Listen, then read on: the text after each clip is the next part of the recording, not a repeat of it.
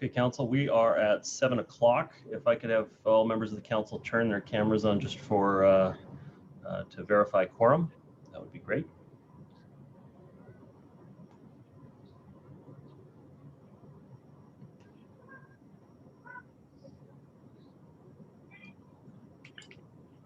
Thank you.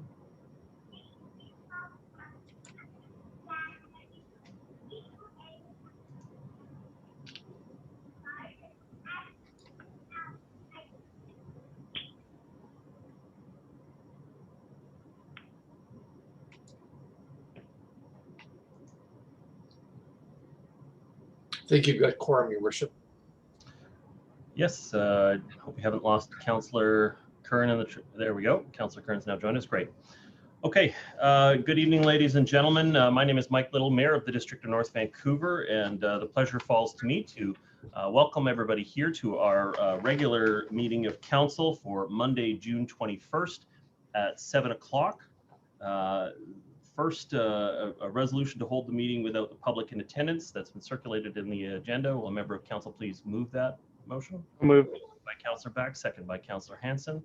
Call the question on the matter. All those in favor? Contrary minded? Motion carries.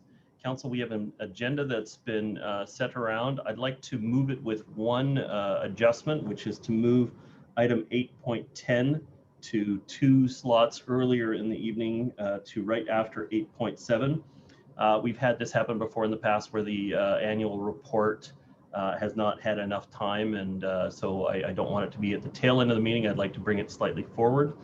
So I'd be moving that amended version of the agenda. Is there a seconder for that? Second. Second by Councillor Back. Okay. Councillor Forbes. Sorry, your microphone is off. Sorry, it's okay. I had my hand up right away, but it's okay. Okay. Okay. Councillor Curran, you had a question about the agenda adjustment? I just wondered if you would consider moving 8.9 because the deadline to resubmit is June 30th, and this is the last council meeting that we would have an opportunity, and that was based on a discussion to bring it back. And hopefully it's a short discussion. I hope we can get to it. I'm saying that 8.10 is a statutory requirement. We have to have the annual report completed and confirmed this meeting as well. No, I support that. I support moving that up. I just wondered if we could move that one after 8:10, perhaps. How about we check in on what time we have left at that time, and if there's concern, we can rotate them around at that time. Councillor? Yeah. Okay. I see no further hands, so the agenda has been moved and seconded. Call the question on the motion. All those in favor? Contrary minded? Motion carries unanimously. Okay, and council, we have no meeting minutes to be passed at this time. I did want to start out the meeting with recognition. Today, the District of North Vancouver recognizes National Indigenous Peoples Day and honors the culture and history of our local First Nations, the Musqueam, the Squamish, and the Tsleil-Waututh, and all Indigenous communities. For the entire month of June, National Indigenous History Month has been dedicated to the missing children, the families left behind, and the residential school survivors. The district is committed to meaningful action and, as a first step, will begin a series of educational opportunities for council, our executive, and staff starting in the fall of this year. So an important day today is the National Indigenous Peoples Day. Council, we have at the front end of our regular meetings of council, we have a period of public input for up to 30 minutes. Where members of the public can come and raise issues of import to them, and they can speak for up to 3 minutes each. I have a speakers list that has been where people have submitted to the clerk's department to speak. Quite a number of speakers have signed up at items, but we're going to start with members of the public speaking at the front end of the meeting. And so the first speaker I have is Gabriel Cole, followed by Avril Whitney. Gabriel Cole, can you hear me? I can. Welcome. You have 3 minutes to address the council. Thank you. I wanted to talk about the Canfield development in Edgemont Village that they're proposing. Yes. I'd like to speak in support of the development. I am currently one of their rental tenants in the current property that is there. And as a young woman who grew up in this community, it's been really nice to be able to have my kids grow up in this community as well. By having them do the development, I believe I'm very in favor, because it's been very difficult to stay within this community with all the changing times we've had. And to see more multifamily units going in at a more affordable rate than single family units has really pushed for me to keep my family here. I just want to speak to the fact that the developer is very much pro family in these units and in their current tenancies as well. They have been very generous. They are giving us 6 months notice before construction comes anywhere near start, as well as a month's waived rent for the inconvenience of having to move. Now, that being said, I'm very much looking forward to the development and potentially buying in the development as well, to be able to keep my family here and stay within the community, whereas otherwise we may need to move out of the district. So I just wanted to put in my 2 cents from, a young family and say that this developer is very much about this community and the families going into it.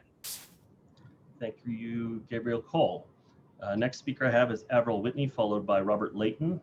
Avril Whitney, can you hear me? I can't hear you. I'm going to need you to unmute. There, did that work? Yes, welcome. You have 3 minutes to address council. Thank you. My name is Avril Whitney. I live at 900 Clements Avenue in the district. I'm here again to encourage the mayor and council to amend the tree bylaw that we have protecting trees on private property. And I would love to see it come into workshop and be reevaluated to better reflect the needs of our times. Right now, there are a ton of sold signs on properties around my neighborhood, and I notice that I just cringe to see all the potential trees that are going to come down as those properties are developed, knowing that our bylaw does not protect them. So it's one of the things I'm here to encourage is, please, can we get those trees protected? I noticed that the mindset of developers right now seems to be just take down all the trees, dig up the property from property line to property line. And I think that their mindset could shift if we had a better attitude towards the value of trees in our community, especially mature trees. So even the provision to plant trees after big trees have been cut down, I feel like is not enough. We need these big mature trees that are already well established on these properties. Trees, in my mind, have such tremendous value. Certainly, it's documented that they're valuable in numerous ways. I don't have to tell you all the different ways that trees are of value. But I just want to say that, what we've been seeing kind of locally in our province, where more awareness about trees and the community that they create and the energy that they bring. And I think that goes for our cityscape as well. We need to protect our urban forest before it's gone. And to echo a message, that we've been hearing in regard to the old growth trees, I would like to say that the trees of the district of North Van are an asset and of great value. And to me and to others, they are worth more standing. Thank you for letting me speak. Okay, the next speaker I have is Robert Layton. Robert Layton, can you hear me? You are muted. There I am. There you go. Welcome. You have 3 minutes to address council. Okay, I'm talking in respect to the development variance permit DVP 2219-2048 Cardinal Crescent. My written opposition to council approval of the development permit is included in the report to council provided to this meeting, and I don't intend to elaborate further. The report to council includes 6 Wiedemann architectural design form letters that bear the date of June the 18th, 2018, and purportedly show public support for approval of the development permit. The report to council also includes a further letter dated May 27, 2019, stating that the June 18, 2018 form letters were solicited door to door along with offers of bottles of wine. The subsequent letter from apparently joint owners disavows their June 18, 2018 form letter of public support due to a discovery of deceptive changes to the original architectural height dimensions.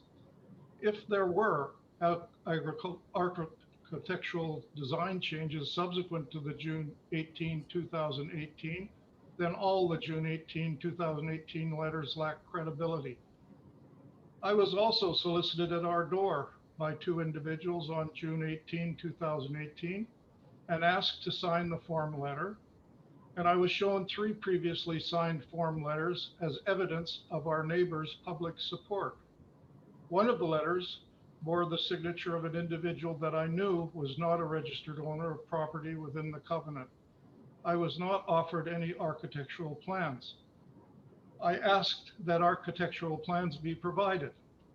The architectural plans were subsequently retrieved from one of the solicitor's cars, and I asked that I have an opportunity to review them overnight, to which the solicitors reluctantly agreed. I accepted 2 proffered bottles of wine. I subsequently refused to sign the form letter by way of a letter to Wiedemann Architectural Design. I was aware that the architectural plans violated the covenant, specifically item 8 and the schedule of restrictions. 2 more purported public support form letters were provided 5 months after the May 27, 2019 recanting letter, on September 14 and 26, 2019, respectively. The first form letter bears the Wiedemann letterhead and return address, and the second form letter has neither a letterhead nor a return address. All the form letters, signatories, registered owners, names, addresses, and signatures have been redacted. Do any of the non-registered owner signatories to these form letters have a beneficial interest in the 2004 property? Wiedemann has correctly stated that it is impossible to design and construct any new development on the subject property in compliance with the covenant. I agree. The registered owner, as a result of executing his purchase of the subject property, agreed to abide by the covenant. Perhaps the registered owner and or his solicitor did not do proper due diligence. Mr. Why Layton, should the other grantors of the covenant meekly accept bylaw variances? Okay. And Mr. Layton, can you hear me? Yes. Okay, your time has elapsed. Can you please draw to a close? Can I beg your pardon? Your 3-minute speaking time has passed. Can you please draw to a close? Fine. I'll just drop it there then. I've provided a copy to council, this address. I thought it could be done in 3 minutes. You did just fine. Thank you so much. Okay. Bye. Okay. We do have one other non-agenda item speaker signed up to speak. This is Braden Ewan. Braden Ewan, can you hear me? Hello, yes I can. Welcome. You have 3 minutes to address council. Perfect, thank you. Hello everyone, my name is Braden Ewan and I am a grade 12 student at Windsor Secondary. I am the president of Windsor's Green Team, and on behalf of my team, I'd like to thank the District of North Vancouver for their support. Windsor Secondary's Green Team is a school club based around environmental awareness in our community. It is open to students in grade 8 to 12, and we strive to make our community and school a cleaner place to live through weekly street cleanups, garden upkeep, and other forms of environmental awareness. At school, we host yearly events such as community cleanup and clothing swap. This year, due to the pandemic, we found it challenging to interact with other schools in the district as we have in the past, and we felt that we had lost touch with our school community. To reunite, we invited fellows SD 44 Secondary School environmental clubs to participate in a friendly street cleanup challenge from April 19th to May 31st, 2021. With the help of an app called Literati, each club encouraged their members to download the app and take part. Each individual member took a picture of the piece of trash that they picked up, and the app tallied their score. At the end of the challenge, we surpassed our goal of 6,000 pieces, and we picked up 7,305 pieces. Through the challenge, we had many special guests come out and support us during our street cleanups. Windsor Green Team would like to especially thank Mayor Mike Little and Councillor Megan Curran for taking the time to show their support. As students, we appreciate your actions as they show that our students that run the clubs, but we are recognized by the important adults such as yourselves. The top contributors of our challenge received a prize generously donated by locally owned businesses such as Bjorn Bar Bakery, Blue House Cafe, Beautiful, Delish General Store, Local Lift Juice Bar, Honey Donuts, and Swedish Treats Deep Cove. In the past months after our cleanup challenge, we have been planning an exciting garden project, but first I want to show you what we've done so far. In the late September 2019, Windsor Green Team applied for and received a community service grant from Taking It Global, funded by the Government of Canada. With this funding, we purchased the necessary gardening equipment to commence the restoration of our back and front gardens. In addition, we used the funding to purchase pollinator plants and bulbs. Unfortunately, later in the spring, our efforts were halted due to the pandemic. Since returning to school in September, many new garden initiatives have transpired. For example, a portion of our front garden beds was transformed into an Indigenous medicine wheel garden by the generous people at Tupper Landscaping. In the fall, students from art classes livened up the courtyard area by painting a mural in the overhang adjacent to the garden. Later in the year, the Windsor Garden Club was created to help upgrade and maintain our gardens. In its current state, our garden and courtyard have much potential but could use a few renovations to make the area more usable and inviting. Windsor Green Team will be proposing a renovation project of the back garden and courtyard area on the school grounds of Windsor Secondary. Although phase 1 of our project is continuous, we would like your support in phase 2 and 3, and we look forward to working with you all next year. Thank you for your time. Thank you so much, Braden Ewan, for the leadership that students took, and also the supporting teachers that that aided in the cleanups. I know that area has a litter challenge. We found in frequent challenges with the bus stops as being areas where a lot of litter was being dropped, and we found some remnants from elections past as well. I'm afraid there were some coroplast signs from an election that took place, I believe, in 2007 or 2008. And so we definitely dug into the bushes and found some relics hidden back there. But it was so great to see the students out, great to see the teacher support as well. And once again, you know, on behalf of the council, I want to thank you all for the great work that the Windsor Green Team did to coordinate this project. We do appreciate it. Thank you for your time. Okay, council, that is the last speaker at the front end of the meeting, but we do have several speakers spaced out through the evening at agenda items, and we will do our very best to make sure that they have an opportunity to speak then. Okay, moving on to reports from council or staff. The first report that we have tonight, keep in mind items 8.1 and 8.2 were at the tail end of the meeting the last time we had a regular meeting of council, and we just straight up ran out of time. It was just too full of an agenda, and so we committed to bring those remaining items onto the front end of this meeting. So items 8.1 and 8.2 are here at the front end of this meeting. The first report there is item 8.1. This is the consumption of alcohol in public spaces pilot project. It is Councillor Back's report. So Councillor Back, any opening comments? And if you could please move your report, that would be great. Sure, I will move the report. Is there a second for the report? Seconded by Councillor Curran. Councillor Back, the floor is yours. Thank you, Your Worship. I do want to thank the many district residents who have contacted us, with everyone quite unanimous in their support for my motion here tonight. What I'm proposing is in the report, so I'll keep my comments fairly brief. What I am proposing is a 2-year pilot project, and this is really about following the lead of several other municipalities across our region and around the province who recognize that allowing someone to have a beer or a glass of wine in select parks and certain other public spaces is something that should be allowed in the year 2021. The pandemic has forced us as local governments to adapt in many ways and try out some different ideas, something that local governments are not always quick to do. And just like allowing temporary patios have proven to be effective use of public space, supporting businesses and contributing to people's quality of life during the pandemic, this is another way that we can do just that. I have received some questions as to which parks or public spaces I am suggesting would be appropriate for this pilot project. And to that, I would just say that I'm very much leaving this up to staff, who I believe have already been doing some work on this, but leaving it up to them to come back with which locations they think would be the most appropriate. I would just say that personally, I'd like to see a variety of locations included and fairly evenly distributed across our community, with particularly attention given to parks and spaces where we have some of our more densely populated neighborhoods, allowing the use of people who may not have access to a private backyard that a single family home provides. So I'm thinking of areas such as Lynn Creek, for example, or Lynn Valley. I also think parks that are close to natural hazards, particularly water, such as Lynn Canyon, may not be the best location.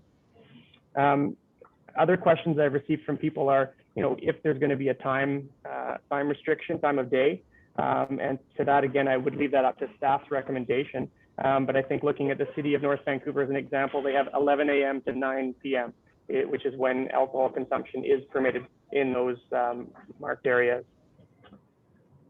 Another concern that's been brought up is that any parks where alcohol is permitted should have an adequate number of recycling containers.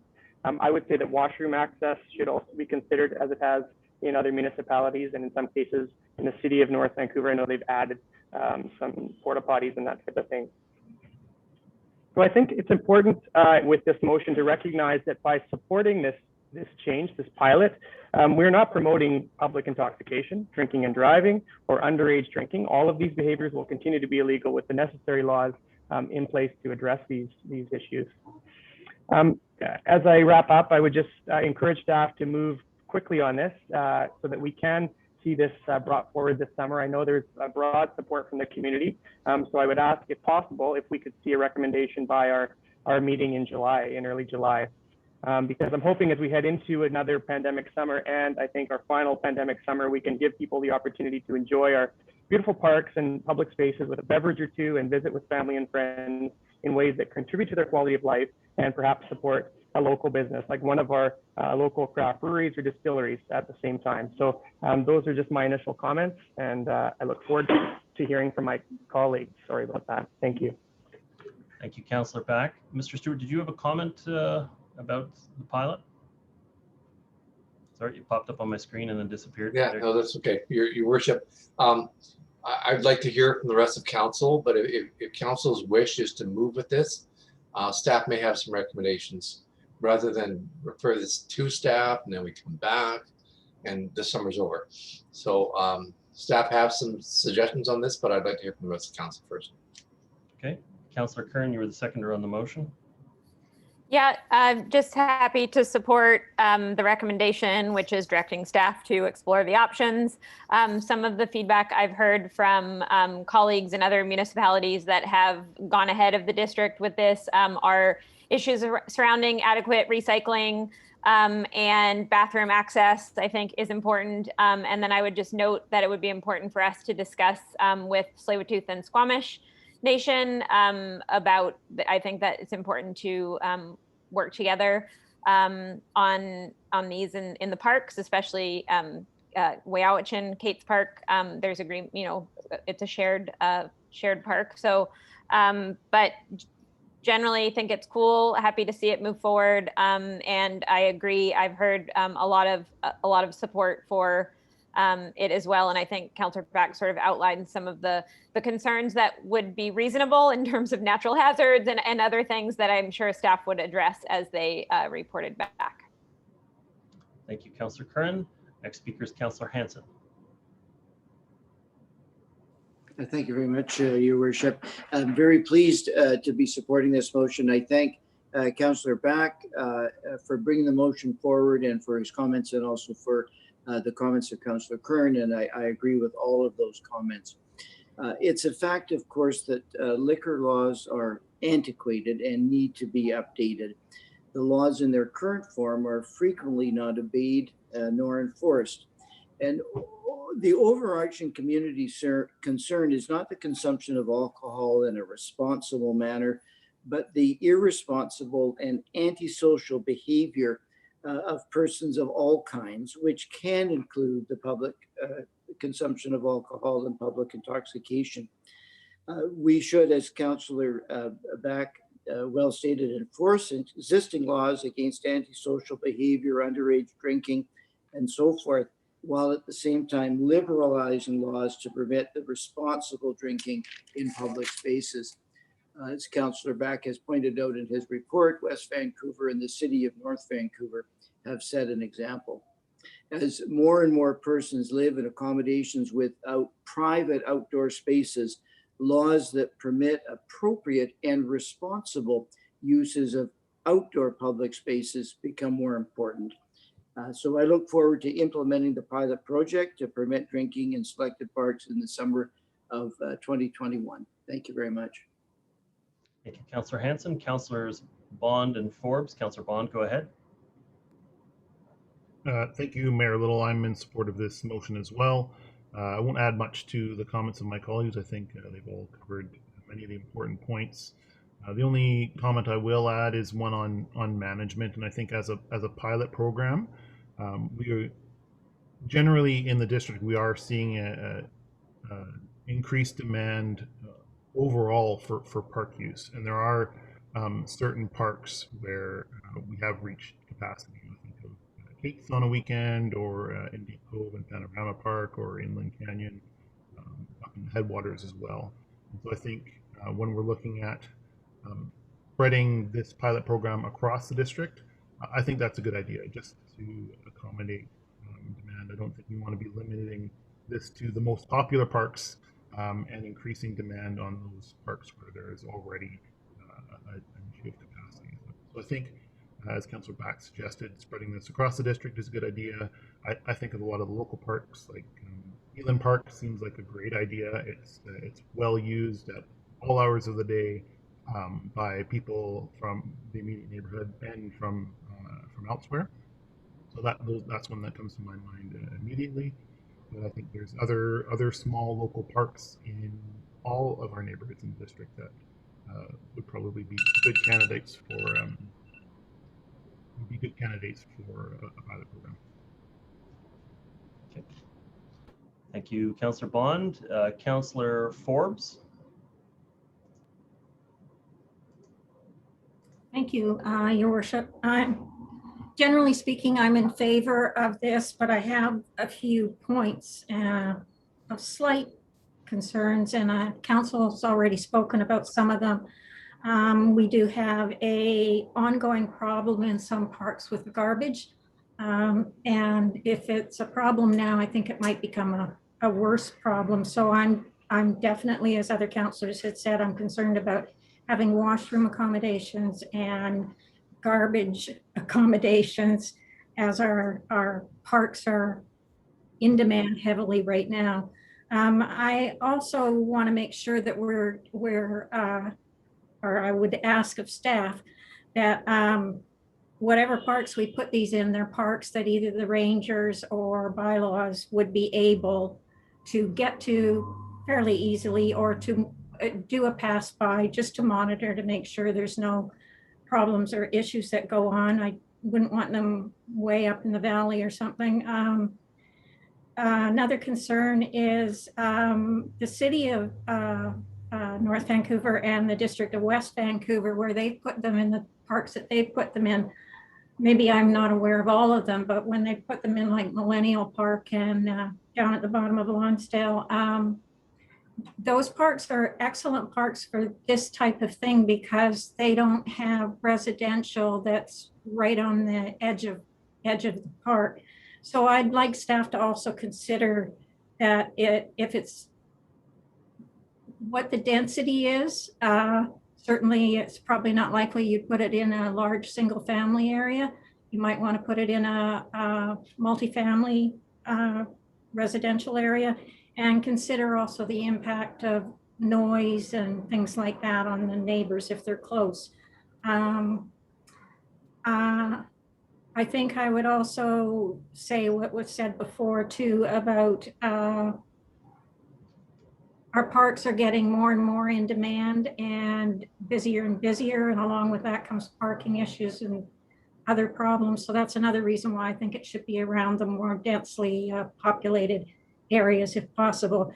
And I think much like the city of North Vancouver and the West Vancouver, like sites like up by the dam, that kind of park area is perfect, because it's not right next to residential, and it can easily be monitored. It's on a transportation system, so people could get there. I just think, I don't know how the laws work with carrying liquor onto buses if they take public transportation, but that's what my concerns are. Just generally, we want people to have a good time, and we don't want to have to be adding more problems to heavy used areas.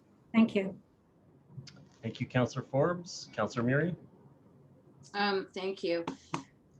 Yeah, I think this began because of the pandemic. And although drinking in public places is something that is just, you know, an everyday occurrence in places like Europe, you know, we're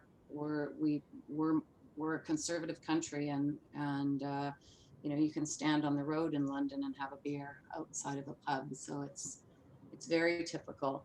But I think this became popular last year with the pandemic, and people put in their, you know, held up in their high rises and having nowhere to go, and the parks were available for people to visit. And why not be able to have a beer or a glass of wine with your picnic dinner or lunch? So on the whole of it, I mean, I think we're all aware that people drink in our parks all the time. They have been for, you know, decades and decades. I think Councillor Hanson pointed out it's not the ones that are enjoying a nice glass of wines, it's the ones that are, you know, spending the day and getting carried away. I guess my concern with this, and I'm not sure why Mr. Stewart wanted to hear us first before he, before staff are going to present what parks they think are suitable, rather than coming back, because the summer will be over if we have to do that. But we've got some parks that already, they don't need any more love. They're so loved, they're jam-packed, and people can't get home. You know, I think maybe next year, you know, we could expand this. I'm sure it will work. I'm sure it'll be fine. And I think next year we can expand it. But for this year, we're still, there's still some restrictions, but we've got some issues in the Cove, for instance. We've got that culvert project. I don't know if we need to add another. We've added a bike valet, a culvert project, a restoration of Lower Gallant. I mean, it's just one thing after another we're adding down in the Cove. And I'm just not sure if it can take any more, you know, come down and drink there as well. So maybe we could consider the places that are just jam-packed already and give them a bit of a break, and go to places like Sealand, I think would be appropriate. It's no longer a sports field, unfortunately. It's more of a passive park.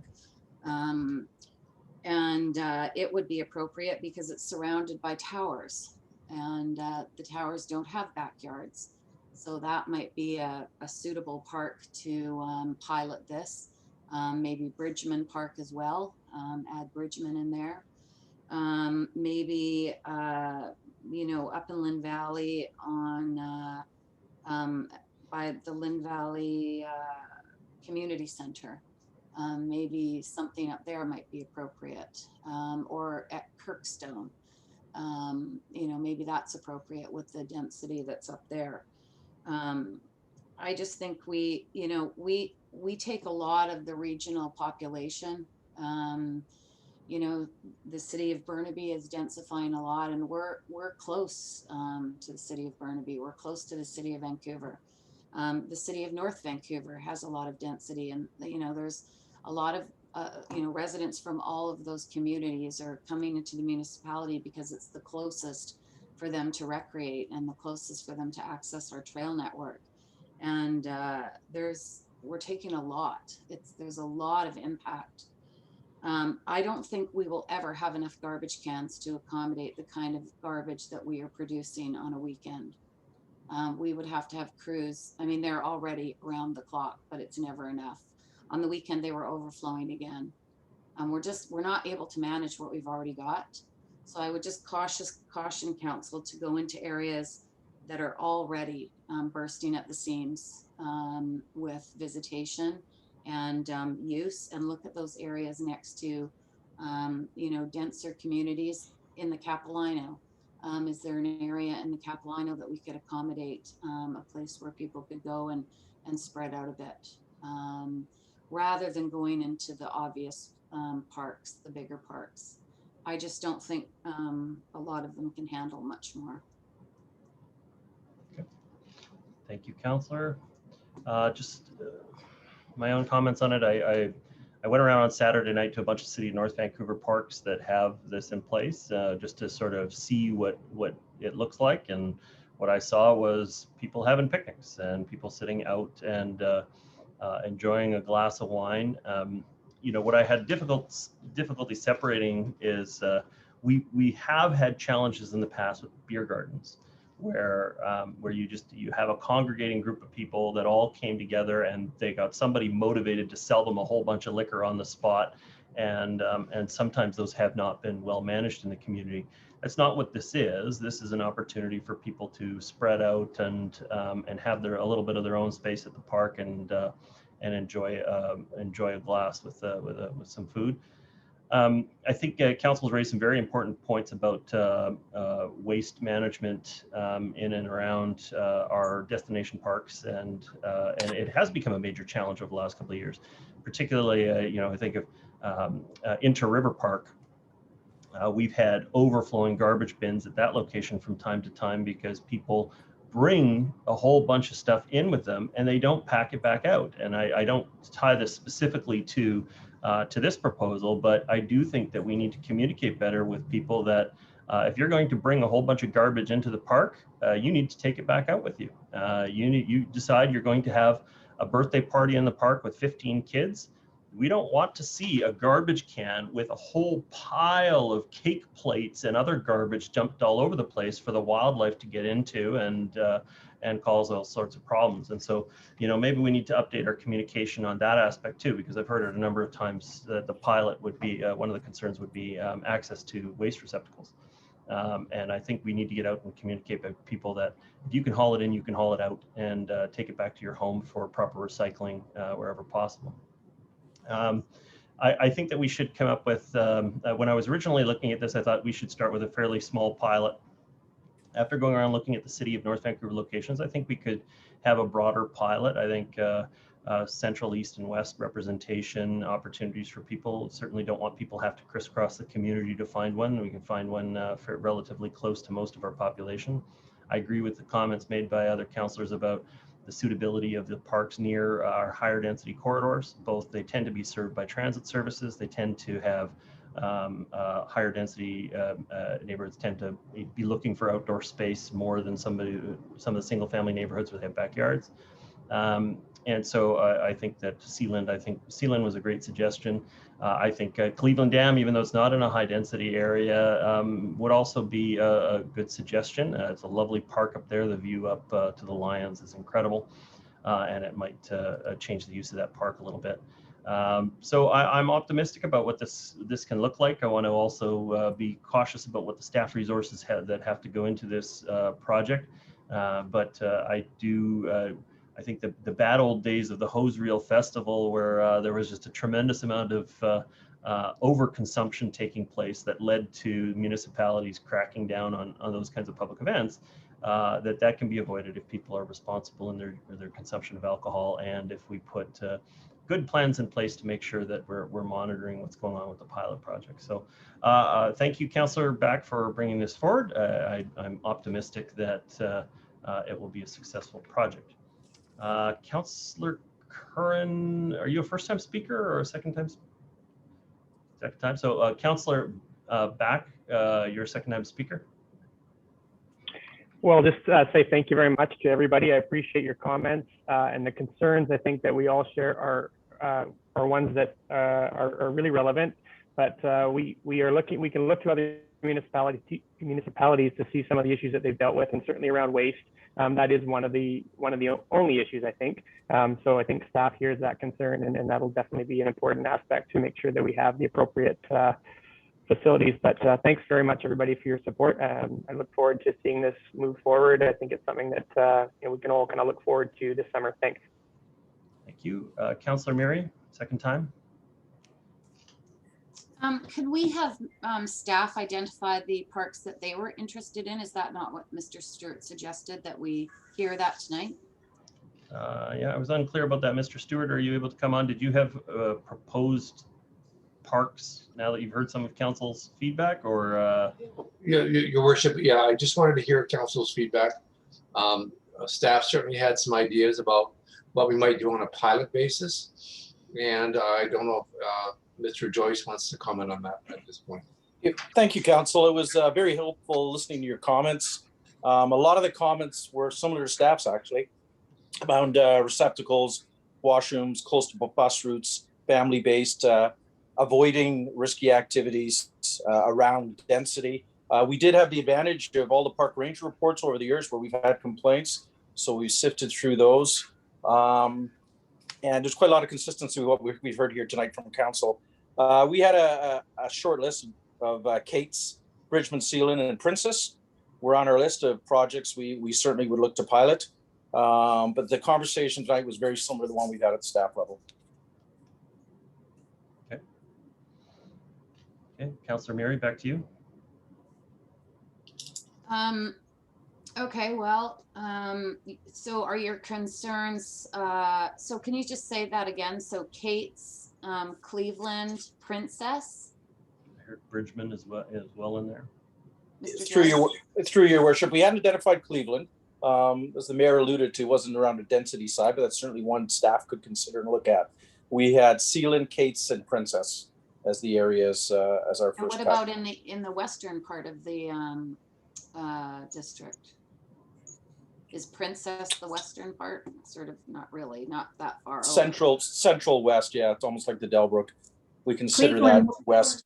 Okay. Cleveland would be west. Absolutely.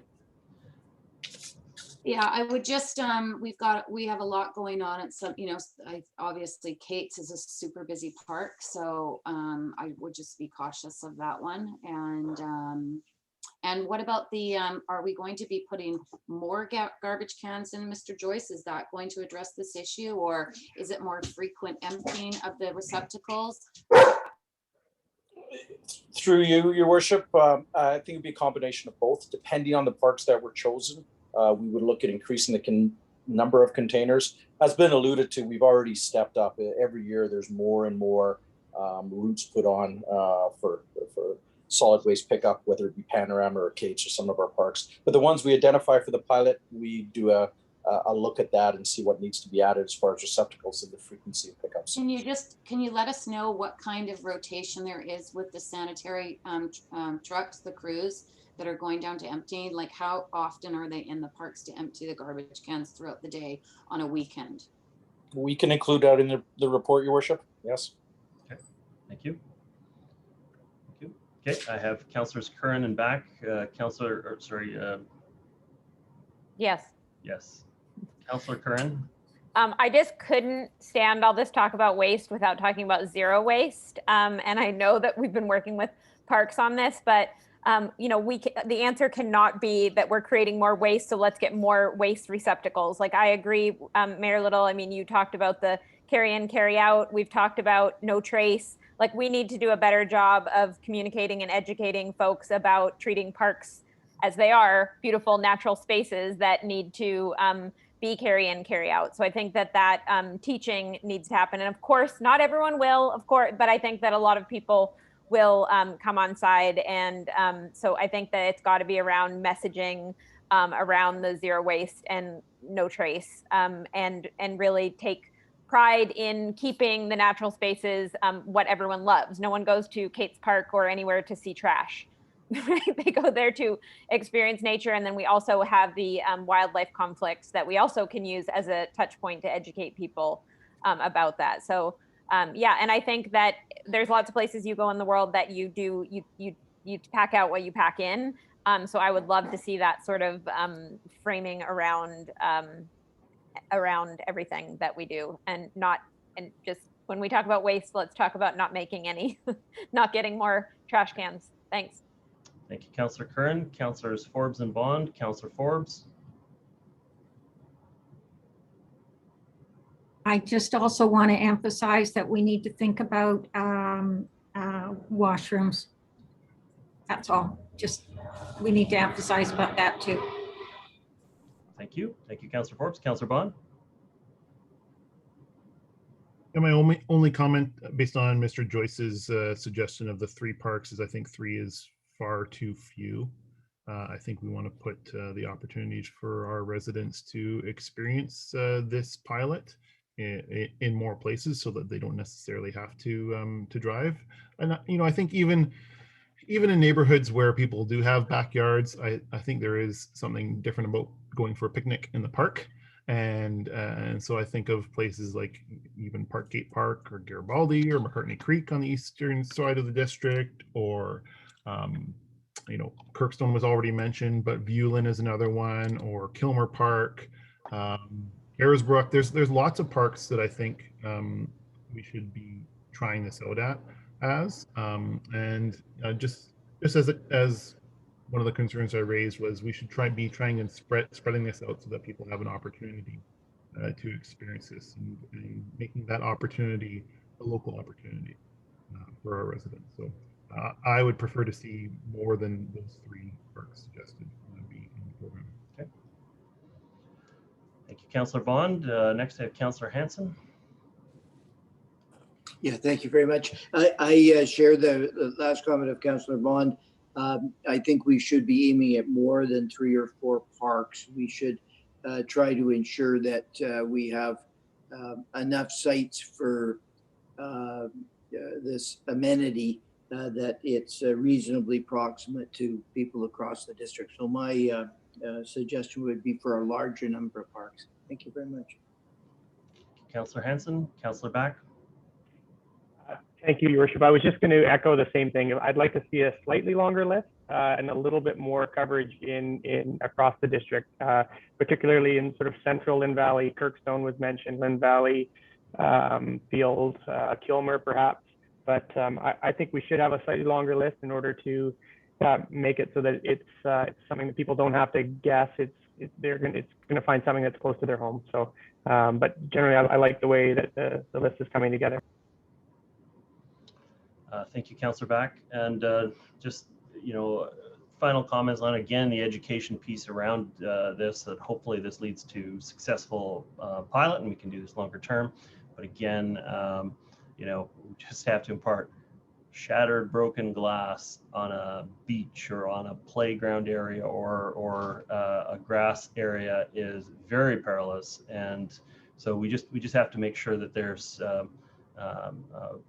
either we're actively encouraging people to bring it in a non-breakable receptacle, or we are making it very clear where the areas are that we'll do a double check with staff. We just can't send staff to go and look over a 6-acre park for some potential broken glass. So we do just need to narrow it down a smidge in order to be able to make sure that our staff can give it a once over before kids arrive the next day. Yeah, looking forward to the success of this project. So I see no further speakers from council, so I'm going to call the question on the motion. All those in favor? Contrary minded? Motion carries unanimously. Okay, next item that we have is item 8.2. This is the tree protection bylaw amendment. And the author for the report was Councillor Betty Forbes. And so Councillor Forbes, your opening comments, and if you could move a motion, that'd be great. Your Worship, there was a speaker on this? You're correct. Sorry about that. Sorry, Councillor, I'm just gonna get a public speaker in on the matter. So Corey Cost, can you hear me? Yes, I can hear you. I just will start my video up as well. And my share screen. If I've got the right thing up here. So, yes. Yes. I've sent this already to Mayor. Good evening, Mayor and Council. Corey Cost, 2851 Calvert Drive. Thank you for allowing me to make this short presentation. I did send the material off to Mayor and Council beforehand, and I hope that the public will have an opportunity to see the full overview. I won't comment too much other than highlight, for example, that there's a conflict between the solar use of roofs and the shade that the trees produce. And I urged people to look at the California solution, first come, first serve. Now, as far as the CO2 production, you would need about 300 trees per household in order to compensate for that family's CO2 production. And then I attached to the report that Canada's forests actually emit more carbon than they absorb. And that was a kind of a shock to me. There's an ethical concern that volunteers, to grow trees should not be penalized, especially since others may never grow trees at all. It seems many of those supporting are forcing others to grow the trees while they don't grow it themselves. I think in the end, we should be allowing one tree to be cut annually, especially if the canopy cover already exceeds the desired 20% or more. And I've added to the technical notes what I believe is a more scientific way of calculating the issue when you have multi-trunks to calculate the diameter of that tree. I think the current calculation is too penalizes multi-trunk structures much too much. So I look forward to the workshop or the public meeting on this issue where they can be discussed in more detail. Thank you. Thank you. Okay, Councillor Forbes. You can unshare your screen. Thank you. There you go. Good. Thank you, Your Worship. I just want to say up front, I'm mindful of council's time, so I think pretty much everything I wanted to say or bring up is in the report. I just want to say that we haven't looked at the tree amendment bylaw for 10 years. And given how much many things have changed in that 10 years, and how development has come in the last 10 years and we've lost an awful lot of trees, I think it's time that we look at this. And my intention in bringing this up is to be able to get dialogue from council, from staff, from the public, and do a refresh look at our tree amendment. Someone asked me today what got me started on this, and what really got me started on this. I was concerned about it anyway. What really got me started on this was going by on Capilano Road, 2 lots rather close to each other, totally clear cut. And then looking at the beautiful treed lots that were sort of in between those lots and beside them. And it reminded me when I was a much younger person, and I was in Richmond, and always just shaking my head when I was driving by in Richmond, and developments for a subdivision just took out everything. And I just really, it really reminds me of that. And I don't want to go there with North Vancouver. And another thing that really got to me too was understanding, and this was brought to me by a community member, a large tree up in Shirley was taken down, and it wasn't hazardous. It was beautiful. It was healthy. It was gorgeous. And it was on the very corner of this property. But what I've since found out too from this person who lives in the neighborhood there is that they want to tear down the house there, eventually build, or not eventually, I don't know what the timing is, how immediate it is, but they want to build another house there, and they're going to, in order to put in the basement and not be affected by the roots of the tree, which was way over on the corner of the lot, they took the tree down. So I think this is also ties into some other areas we may have, which means it needs a much wider, broader conversation with all interested parties in this. And so that's why I brought this forward. I'd like to get it updated. I'd like to have a workshop or public information. I've referred it in my recommendation here that I'd like it to go to a workshop. And then I'd like staff to come with a report back after that workshop has happened. I do think that our fines also need a look at, because much like people at the airport for COVID just said, to heck with it, I'll pay the fine. I'm not going to isolate. I think $500 for a 300-year-old tree is ridiculous. There's no built-in incentive for the developer to save that tree. He can just, it's a cost of doing business, pay $500 fine, and away goes the tree, and the equipment can come in much easier. So I want to look at the fines as well.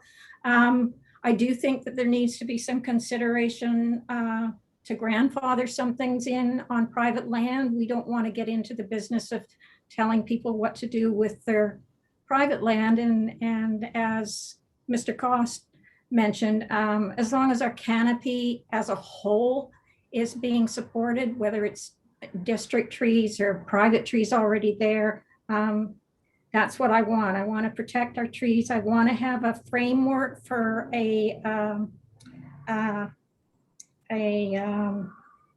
what's the word I'm looking for? Urban forest management strategy. I want to have a framework built for that as well, so that we have a plan in place and it's not so much hit and miss of different decisions during different councils' times, perhaps. And I also want to look at the replant ratio, because I don't think any ratio makes up for taking down a very large, big tree and you plant 4 to 1, because it's going to take you 100 years to get back that tree, one tree you just took down.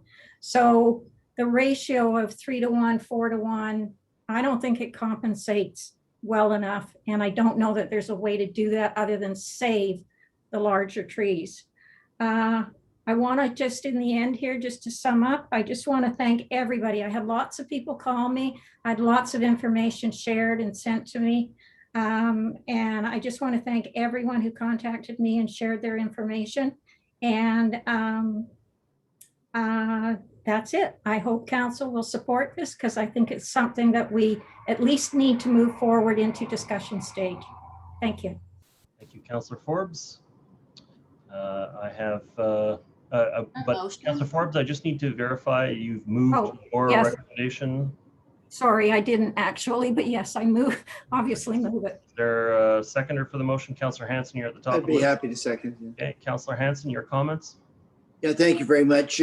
I thank Councillor Forbes for bringing this motion forward. I support the motion which directs staff to prepare a report on the tree protection and the holding of a council workshop on this subject. This report is very timely. It's presented within a context of a growing community concern regarding tree protection and the importance of preserving our urban forest. The practice of removing all of the trees on single-family lots and other development sites prior to development has engendered a negative community reaction. The community is concerned about the removal of old and precious trees, these amongst other issues regarding the management of our urban forest. And so I look forward to our staff presentation.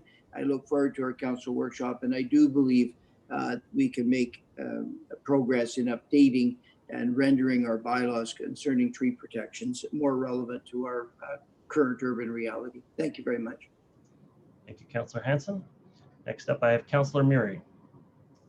Thank you. I too will support this motion and thank Councillor Forbes for bringing it forward.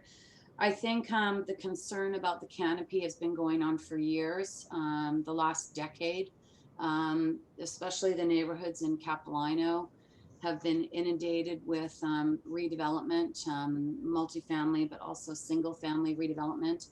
And the ranchers of yesteryear are no more.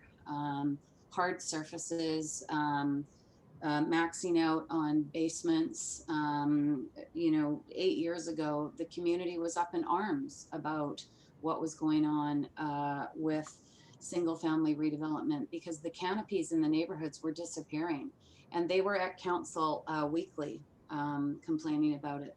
We were getting a dozen letters a week about the amount of development and about the amount of impact in the tree canopy. These gardens that were planted in the 1950s that grew and matured over the decades were all of a sudden being clear cut to make way for, I think, Ernie Christ used to talk about monster houses, and, they're dwarfed compared to some that are going up now. And we have taken a step in regards to the 1 acre lots for sure. But there is a growing concern, and we can just see what happened, at the North Shore, or the Harry Jerome, when that cedar tree, there was a move by the developer to take down a massive cedar tree, and the community came out in force, and many of people that were from the district. But I wanted to share with you, Council, last week at our planning committee, Metro is really concerned about the tree canopies throughout the region as well. And they've created a Metro Vancouver tree regulation toolkit. They're looking at the community benefits of the canopy, population growth, the projected canopy cover decline within the region. Requests from member jurisdictions have been coming forward.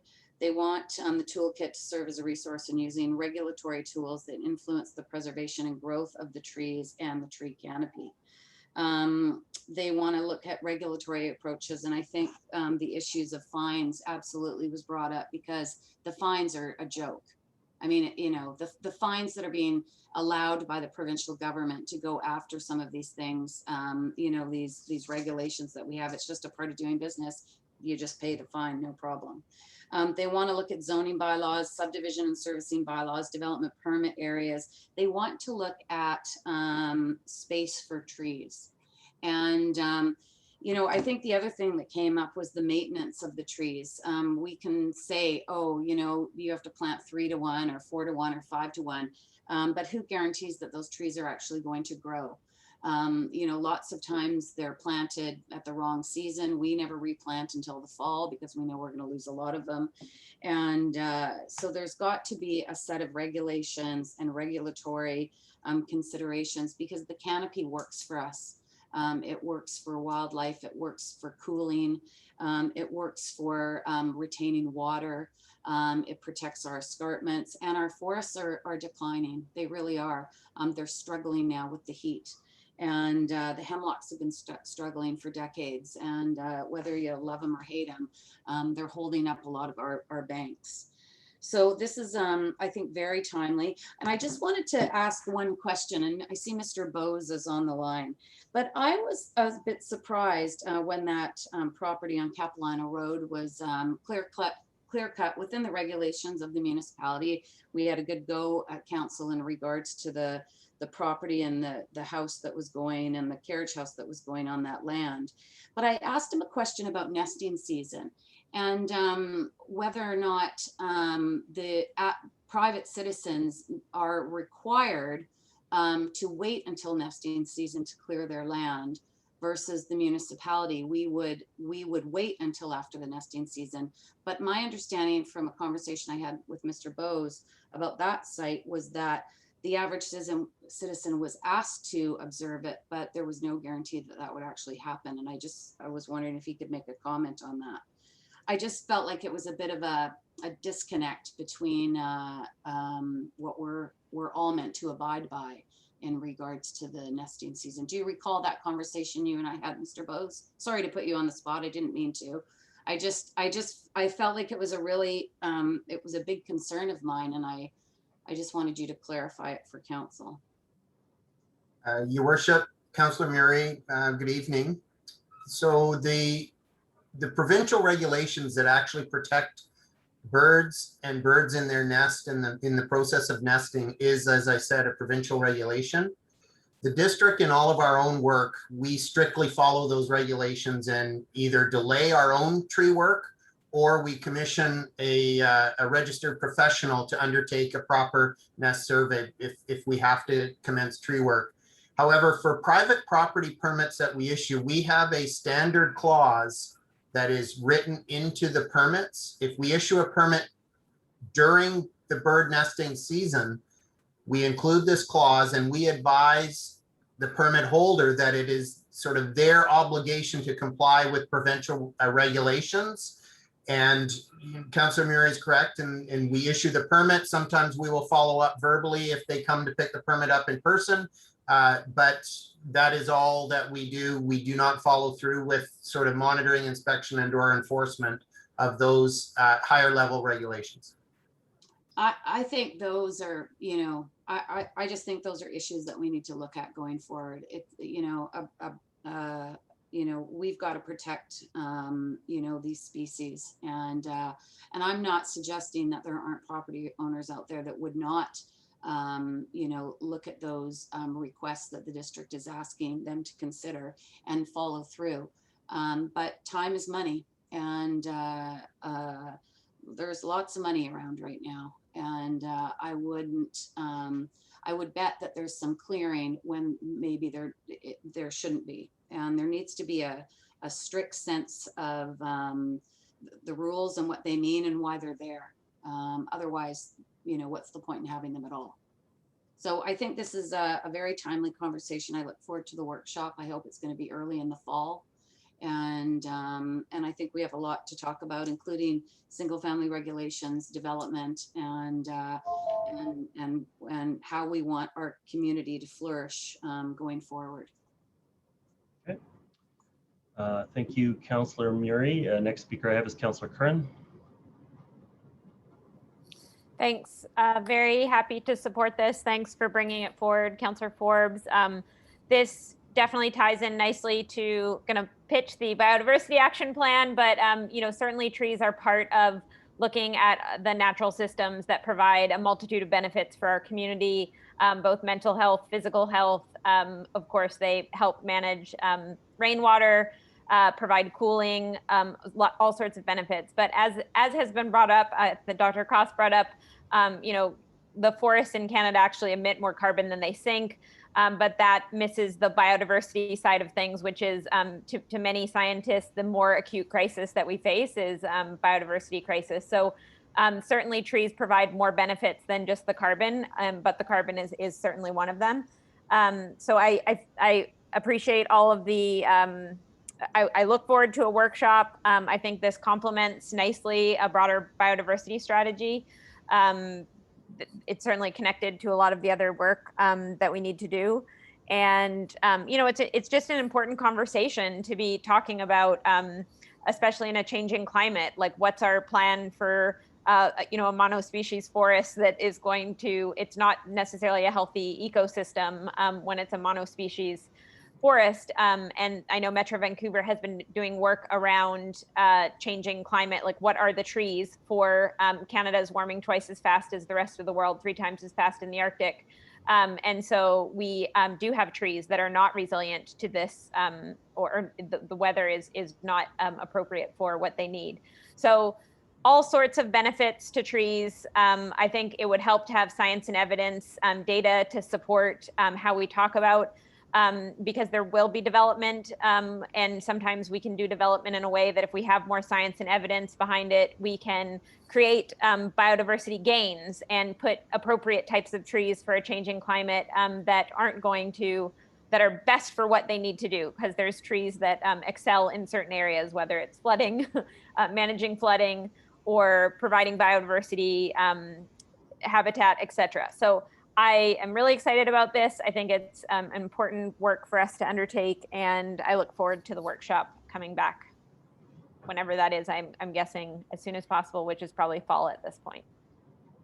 Thank you, Councillor Curran. Councillor Bond. Just lowering my hand so I don't forget to do it later. Thank you, Mayor Little, and thank you, Councillor Forbes, for bringing this motion forward. I think this is an important discussion, and look forward to hearing a workshop or participating in the workshop and hearing a report.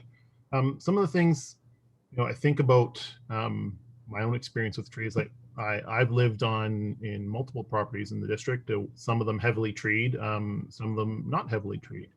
Some of them heavily treed by very large conifers and others not. And I know that while I enjoy trees, and I think it's really important for the district to have a plan for tree cover for all the reasons that were mentioned previously by other speakers. If we're looking at that kind of strategy, I think that's probably a strategy best done on public land. When I was elected to council about 7 years ago, I think staff mentioned that we had actually one of the most strict or onerous tree bylaws in the Lower Mainland, and that was at that time. So I think if the staff report comes back and exploring kind of what's changed over the past 7 to 10 years, from having one of the most strict tree bylaws to what it sounds like it is no longer the case. So that would be an important comment. And I also think, you know, people have an emotional connection to trees. You know, there's certain trees that I have an emotional connection to, and when a tree is lost, we hear about it, and we hear from the community. But most of our neighborhoods started as clear cuts. If you look at any historical photo of Upper Capilano, of the Seymour area, many of the trees that are existing now were either planted or small remnants of what happened when these areas were first developed, and we're seeing that again, and a lot of the symptoms of these tree removal is a symptom. It's not tackling the tree bylaw is not necessarily going to be, I don't think, is the best approach. It's the unbridled amount of development of detached luxury housing that's causing trees to be removed. And so if we want to take a more holistic approach to this, we need to look at the cause and why trees are being removed from sites, not necessarily updating the tree bylaw. I don't think it's going to necessarily be the most effective mechanism to do that. So as long as we're talking about all the causes together and what our desired outcome is, I think that's important. Something else that's been mentioned to me, at least by staff, is that it's very difficult, if not impossible, for the district to actually ban or completely restrict an owner of private property from removing trees on their land. We can make it very difficult or onerous through various processes, but it's a very difficult process. So I just want to make sure that we go into this process understanding all the different nuances. You know, there are probably at least 1,000 owners of these new homes that are new to the community, or perhaps not, that might have a different perspective on trees. So I think, as Mr. Stewart has said before, the issue of trees is always a contentious one, and council right now has heard from those who support the retention of specifically large conifers.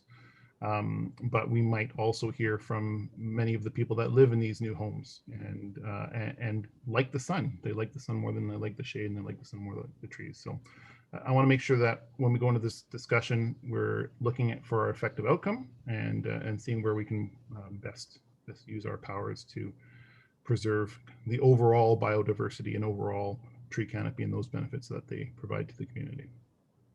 Thank you. Councillor Back. Thank you, Your Worship, and thank you, Councillor Forbes, for bringing this forward. Lots of good comments from the rest of council, and I agree with everything that's been said. I think it's certainly timely. The community is asking for this discussion, so to be having this sooner rather than later, I think is a good thing. I hear some of what Councillor Bond is saying too, in terms of our tree bylaw. I did think it was one of the strictest in the region as well, so I'll be interested in that comparison with other municipalities and to see how things have changed and how we can do better. But certainly it's something that we're hearing from the community right now, as it should be. Trees are, you know, they're vital, and we need to protect them wherever we can. And so it's a larger discussion that has to happen, and looking forward to the workshop. So thanks again for bringing it forward. Okay, thank you, Councillor Back. I'm just going to make my comments now, and I see Councillors Murray and Forbes back on the list. You have spoken your full 6 minutes, and we're going to be full time already. So my own comments on the matter, I'm going to take a bit of a different angle on this, which is I think that anybody who believes that we're going to get warmer and wetter and wilder temperature in the community must also come to the inescapable conclusion that a forest fire in our community is inevitable. And particularly if the species that we have here are not conducive to the climate changes that we experience. And so with that in mind, I think that we actually should not be interfering in private property's decision to retain trees in those areas, or we shouldn't be making it hard for people to, particularly if you're in an intermixed area or an area with a high fire hazard. The biggest risk to our forests is a house fire that moves into the forest. And if we leave all of the trees around a house that is in the community, I get how desirable it is to have a tree in a lovely little forest. I get how desirable it is to move through a community, have lots of shade opportunities and biodiversity opportunities. But the single biggest risk of forest fire in our community is going to be a house fire that transfers into the forest. And if we don't allow people an opportunity to create some defensible space between their home and between the mature canopy or between those forest spaces, we'll lose it all. And I can't stress this enough. Whenever we look at tree retention in our community, we have to look at it through a lens of good forest management practices and also reducing the risk for an intermixed fire, both either coming from the forest into the houses or going from the houses into the forest. We have to produce defensible space. We have to make sure that there's distance between forests and where people are. And in some cases, that's going to mean not spreading further into the forest and supporting our urban containment boundaries. And in other cases, it's going to mean managing the forests that are growing up between our buildings and close to our homes, and in some cases, right on our properties. So I have a challenge with that. I think that if we actually looked at it from that perspective, we would probably let private property owners come to the conclusion of what risk they're willing to accept, both the risk from fire spreading to their property and fire spreading from their property. The other challenge that I have with the motion as presented is the 21 days declaration at the tail end, that when we have a workshop, that it must be 21 days and it's prescriptive until the matter returns to council. The only concern I have there is that the effect is going to be one, that the amount of time that council has to compile a report from probably extensive discussion and a number of perspectives that will be presented in a workshop, because everybody's going to come out and want to talk about forests, limiting staff to only 3 weeks to have it returned to council, plus our requirement that they send the reports out so far in advance of the regular council meeting, which was the decision of this council, to make sure that council reports were not showing up on the eve of the meeting, that we were giving the public more opportunity. It makes it almost impossible for staff to be able to produce a report in such a short period of time. And so I guess I'm appealing to the movers and others involved here to make sure that we give enough time for council to give a full report, or staff to give a full report. Because if they only have that very limited window to produce a report, they're not going to be giving you all the answers and all the responses and responding to everything. It's going to be pressure upon them to reduce the matter. And so I think that the 21 days restriction will be problematic. I also wanted to point out that workshop schedules going forward, council is going to have a discussion about adding more workshop time to the council agenda for the remainder of the year. Because as we get into the fall, we have the Metro 2050 plan coming forward, which will have workshop time. We have our own strategic facilities and transportation workshops. We also have the action plans for the OCP. So we have a full fall of workshops. Yes, absolutely. The affordable housing final report from the task force. So we have a very full fall for workshops. And so council, perhaps we need to sit down and talk with staff about how we can add time to address these kinds of issues. But those are my comments on this matter. I really think you have to look at through a lens of risk management, and I think that includes allowing homeowners the ability to look after their own property. Next up, I have Councillor Back. No further comments from Councillor. Sorry, that was from before. Yeah. Okay. Councillor Curran, you had still some second time available. Yes, I was so brief, Mayor Little. Well done. So I think what you're talking about is part of the science and evidence-based information that we need to make good decisions. And so that is both looking at adapting to climate change and community safety. It's all the things which are tied to biodiversity management. Healthy forests are actually can be a resilient force against fire, but unhealthy forests are not. So and so I think that all of what you're talking about is valid, but I think we can do both. I don't think it has to be either or.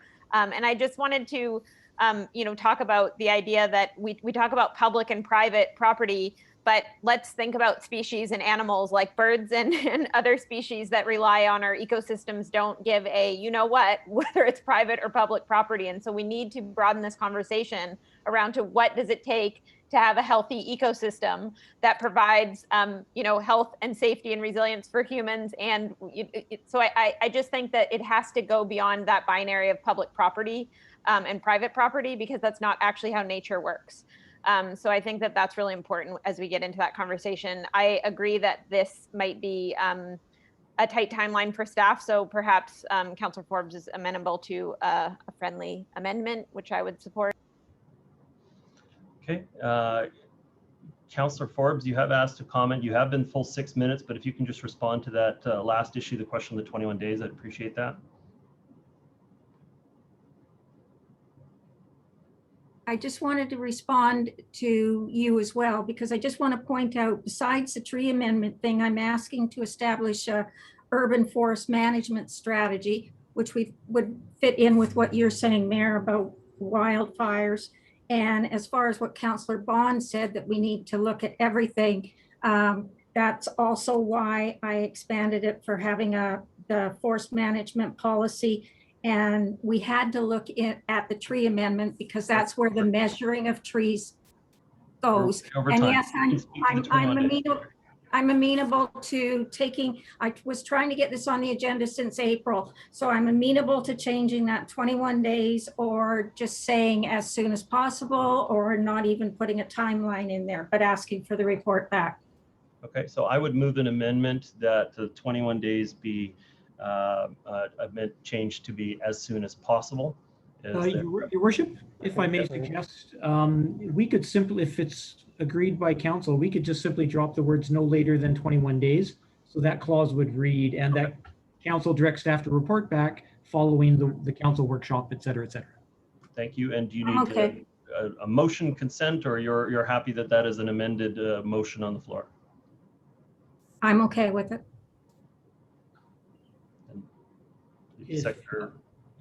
If it seems that everybody's in agreement with that, we'll take that as a friendly amendment. I would say that I haven't seen any objection to it. So, okay. All right. We'll make that motion that goes on the floor. Yeah. Our intent would be to bring something back in the fall. We know this is timely, so. Okay. Thank you. Okay, council. I'm going to call the question on the main motion with the exclusion of the clause on the time on that, I believe, third paragraph there. And I will call a question on that. All those in favor? Contrary minded? Motion carries. Okay, thank you very much, council. Moving on to item 8.3. This is the bylaws 8423, 8424, 8425 rezoning and housing amendments, housing agreement bylaws for 904, 944 Lytton Street. This is up for adoption. It is not for debate. Is there a mover on the matter? Moved by Councillor Curran, second by Councillor Bond. I'm going to call the question. All those in favor? Contrary minded? Okay, the motion passes with Councillors Murray and Hanson opposed. Okay, thank you very much, council. Moving on to item 8.4. This is bylaws 8492, 8493, 8494 OCP amendment rezoning and housing agreement for townhouse development at 3155 to 3175 Canfield Crescent. This item is up for first reading and referral to a public hearing. I have Mr. Hartford to make some initial comments from staff. Your Worship, there is a speaker. Yes, there is. Okay, so I have Joel Kaloff, here to speak in favor of the item. Can you hear me? I can. Hi, everybody. Welcome. You have 3 minutes to address council. Great. Thank you. Good evening, Mayor and Council. And Mr. Hartford has a comprehensive and detailed report to share with you tonight, and it reflects the progress that we've made with planning and engineering since our last appearance before you. The report will touch on many of the priorities Council has outlined since our early input review in 2019. These include embodied energy commitments through a net zero step code 5 application, Councillor Curran, rental displacement commitments to our current and future rental tenants, short-term rental restrictions via our housing agreement, which prohibit Airbnb, a recap of our public information meeting, which was held in 2018, and our commitment to deliver an approved construction traffic management plan before a DP is issued. I do want to just mention a couple of other things that may not be touched on in the report. Regarding community support, we do continue to receive support from all 5 of our adjacent Canfield Crescent neighbors and the EUC executive. Last week, I spoke with several merchants in the village who expressed support for the project and indicated an interest in speaking at public hearing. Regarding construction concerns, our project is 1/20th in scale and number of trades compared to previous projects, including Boffo and Grosvenor. Our trades will have reserved parking and be prohibited from using any village parking. We will not have any road closures during construction, and all angled parking along Woodbine will remain intact during construction. Finally, regarding other development in Edgemont currently, the other 2 current development applications in or adjacent to the village core from Omicron and Domus are not moving forward at this time. The Crescent View project currently under construction is on the other side of the village and not impacting businesses in the village. And construction for our project would not begin until 2022. So I thank you all, and I'm here to answer any questions that you may have or at Mr. Hartford's direction. Thank you, Joel Kaloff. Mr. Hartford, staff presentation. Thank you, Your Worship, and good evening, everyone. This application proposes to redevelop the existing 2 single-family lots into 8 strata townhouse units. The proposal requires council's consideration of 3 bylaws, including an OCP amendment bylaw, a rezoning bylaw, and a housing agreement bylaw. The site is a little over 14,000 square feet in area. It's located on the east side of Woodbine Drive within the residential peripheral area of the Edgemont Village Center. The Edgemont plan identifies the site as being eligible for ground-oriented multifamily housing at a density of up to 0.8 FSR with a building height of up to 2.5 stories. The proposal at 0.8 FSR and 2 stories complies with the plan. In accordance with the expectations of the Edgemont plan, bylaw 8492 proposes to change the site's OCP designation from its existing detached residential to residential level 3 to accommodate the proposed density, and also to include the site in the development permit areas for form and character of multifamily development and for water and energy conservation and greenhouse gas emission reduction. Bylaw 8493 is the rezoning bylaw, and that would create a new CD 134 zone for the property. And bylaw 8494 secures a housing agreement that would ensure future owners are able to operate the units as private rentals should they wish to. The 8 townhouse units proposed are all 2 stories in height and are all 3-bedroom layouts suitable for families, with unit sizes ranging from just under 1,400 square feet to just under 1,500 square feet. The applicant is proposing to certify the project as net zero as an alternative compliance path to the BC Energy Step Code. The proposed net zero standard would be comparable to step 5 of the step code, and the approach would result in a fully electric building for heating, hot water, and cooking with no reliance on fossil fuels. 1 level of underground parking is proposed with access from Canfield Crescent. The garage includes 16 parking spaces for a ratio of 2 parking spaces per unit, and all of the spaces will be equipped to accommodate level 2 electric vehicle charging. 7 new on-street parking spaces on Canfield Crescent are proposed to be created, and these would be for the use of the public and also serve for visitors to the project. A total of 16 resident and 4 visitor bicycle parking spaces are proposed, providing for 2 resident bicycle storage spaces per unit. The proposal includes a range of off-site improvements, including street trees, boulevard landscaping, upgrades to the existing transit stop on Highland Boulevard, a dedicated bicycle lane on Highland, and a shared bicycle and vehicle lane on Woodbine. All 3 bylaws are recommended for first reading, and the OCP amendment and rezoning bylaws are recommended for referral to the required public hearing. That concludes my introductory comments. Thank you. Thank you. First speaker I have up is Councillor Bond. Do you have a motion for us? Yeah, I will move the staff recommendation. Thank you. Is there a seconder on the matter? Councillor Back is second in the queue. There you go. Councillor Bond, your comments? Yeah, not going to be a surprise that I'll move this staff recommendation. When this first came forward to council almost a year and a half ago now for early input, I thought it was a very interesting project. It was, I think, one of the first that proposed a zero emissions mechanical system for a multifamily development, which I thought was very interesting.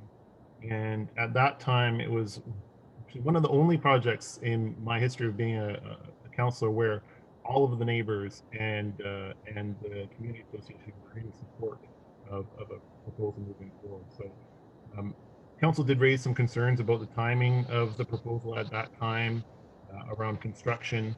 And although I've been staying quite local in my neighborhood during the past year and a half during the pandemic, I did make it up to Edgemont Village last week and noticed how vibrant the neighborhood is now with the completion of both the Grosvenor and the Bothell project. There is a lot of people, a lot of residents in Edgemont really enjoying those new amenities. And I think this is within the constructs of the Edgemont plan and what previous council and the community had supported in terms of allowing more homes and more neighbors in the Edgemont Village area. I think this project meets those criteria and is definitely worthy of a public hearing. It's not going to be affordable or rental housing, but neither has council provided any direction that we are looking for that type of housing in this location or the other location in in order to do so, we would have to. Me, Councillor, I can't hear anything you're saying. You need to get your microphone right out in front of you. We're losing you partway through. Half of your conversation I didn't hear. Yeah, I'm not sure what's going on. The microphone's attached to the computer, so.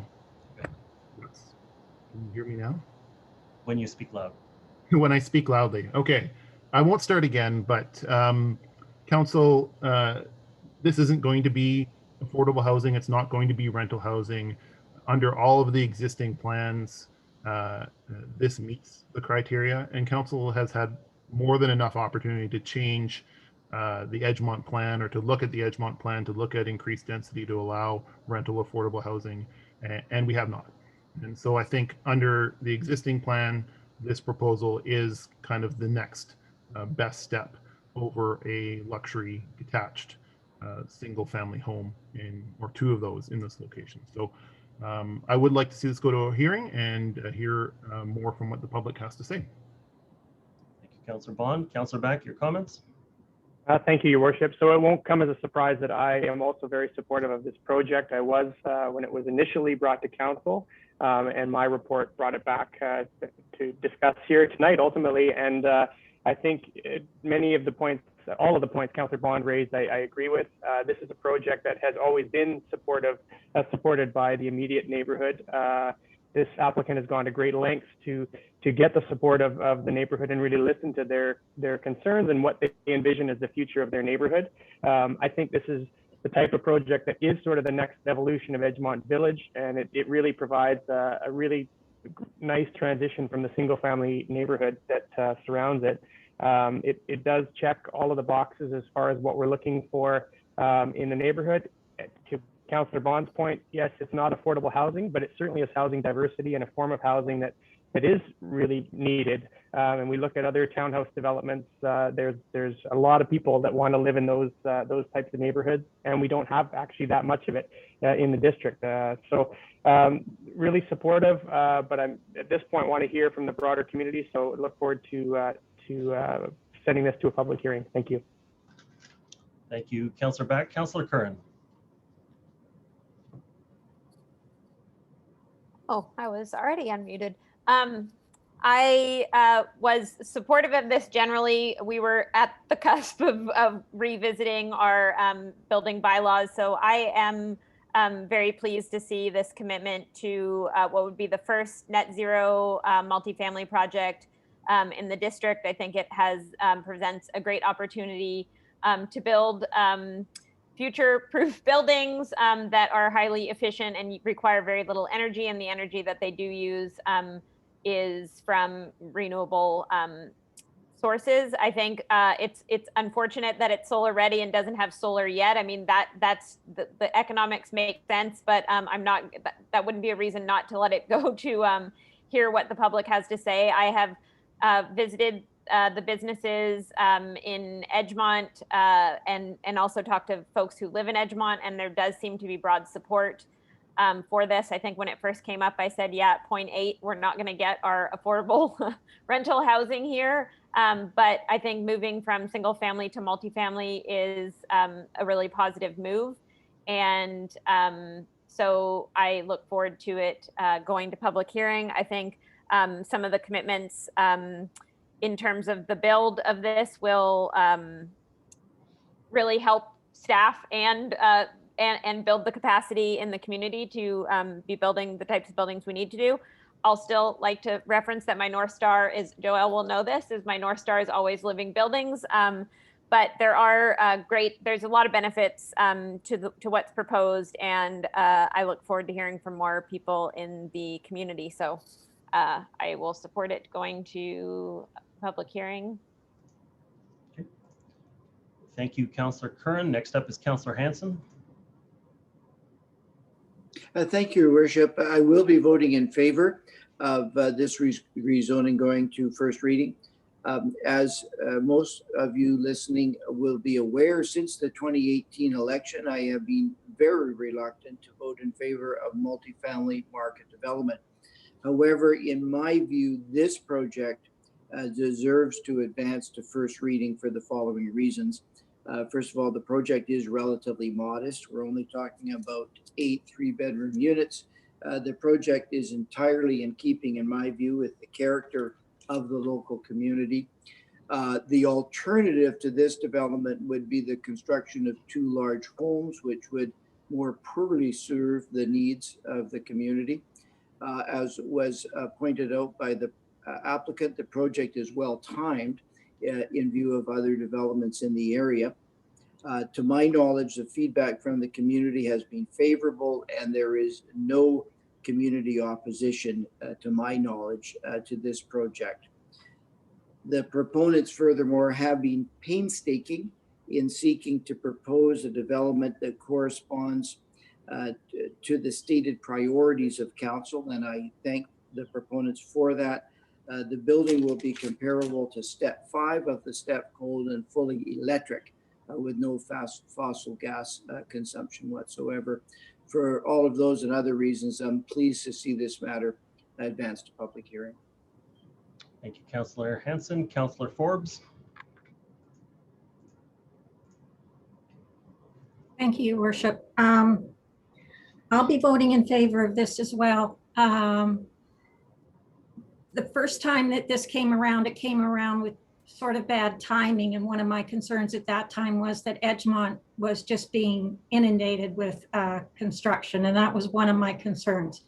Again, it was shortly after, I believe, the election. And I think we were all saying, you know, we wanted affordability and we wanted rental if possible. And that's not possible in this area. So I think, you know, a little bit of experience under the belt kind of thing as well helped.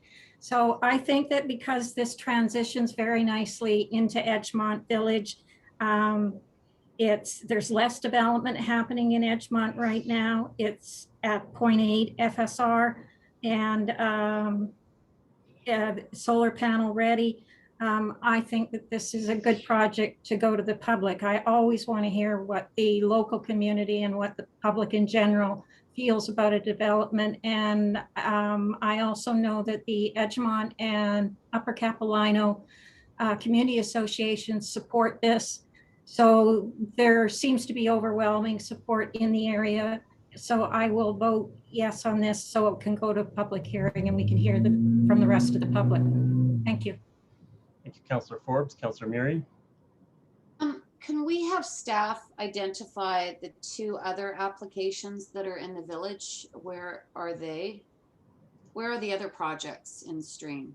Mr. Hartford. And can someone stop my clock? I don't have a clock, so I don't know if I'm going on to 6 minutes or 4 minutes or one of the. Your worship, through you to Councillor Murray, could I understand the question a little bit better? Are you referring? Well, the applicant referred to a couple of applications that were not moving forward. I guess Ms. Kaloff has some intel. I never trust, you know, whether projects are going to go forward or not. It depends on what the market is. Depends on their own personal, you know, borrowing capacity or where they are with other projects. So I'd like to know. Within the report, there's Woodbine, Brookridge, Crescent View is under construction right now. Where are they all in the process? The other 2 projects that we currently have under application are the Woodbine project, which is the Petro-Canada site at Queens. And essentially How many units are in that project? I'm sorry, I don't have that handy. The project is essentially on hold. The applicant has indicated that they are leaving their application file open, but they are not proceeding. They're not pushing to come to council at this point. And the other ones? The other project is basically in the same state where the applicant, I think, is waiting to see council's approach to development in Edgemont, but is not pushing to proceed to council. So they're waiting to see what we do with this one, and then they're going to come forward with rezoning applications? They have active rezoning applications lodged with the planning department. I don't know that they're specifically waiting to see the result on this particular application, but I think they're trying to get a better sense of council's priorities and council's view of development in general. Right. And then the Crescent View one, how far along is that one? It's out of the ground, so the parking garage is complete, and I believe the superstructure may be up to the 3rd floor, and there'll be obviously interior finishing work and exterior finishing work to be completed. Is that another year? It's probably close to a year to occupancy. Right. So it's sad, and obviously Edgemont is not the best spot because it's tiny, but it is pretty sad that council and the municipality never addressed the issue of affordability on the western side of the district. There is zero affordability in the Capilano corridor. The developments that have been placed, the luxury towers that were approved on Lower Capilano, there's zero affordability. And the level of wealth in this community continues to grow. The townhouses that are for sale in Edgemont right now are upwards of 1.5, 1.7.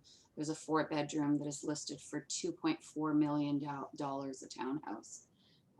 Lucrative development opportunities on the North Shore. It's not even really the North Shore anymore. It's the entire region. But it is. I'm hearing council say, I wish we had affordable housing on the western side, but nothing ever happens. We're reviewing our OCP. I'm sure it'll just, move forward as it was built 10 years ago.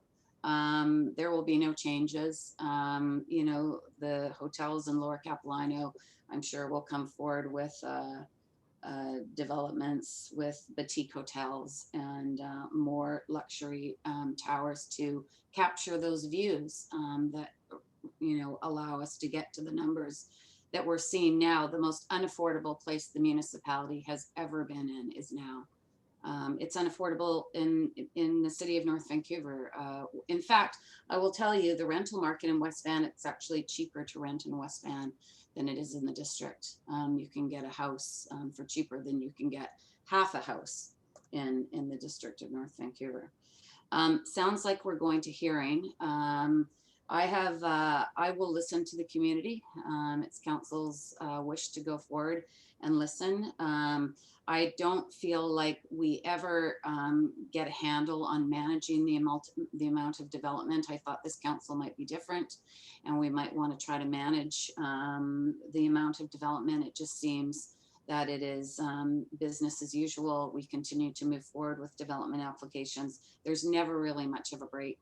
You know, and I'm, you know, I guess the surrounding neighborhoods have been identified in the Edgemont Refresh Plan for increased density on the single family lots. So that's where the support comes from. But there still continues to be an immense amount of development on the North Shore. Affordability, the word doesn't even exist anymore.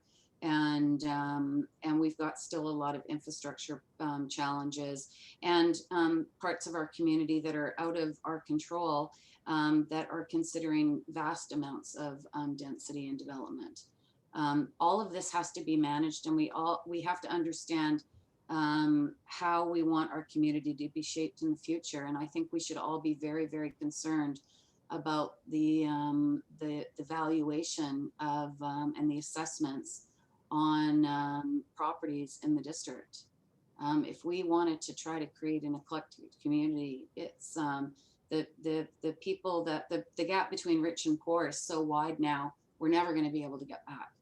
It's almost impossible. 15% of, you know, affordable rental units is going to do nothing for the future. So, but obviously the green initiatives, they're interesting. They're better built forms, and so I'm happy to listen to the community at council's wish.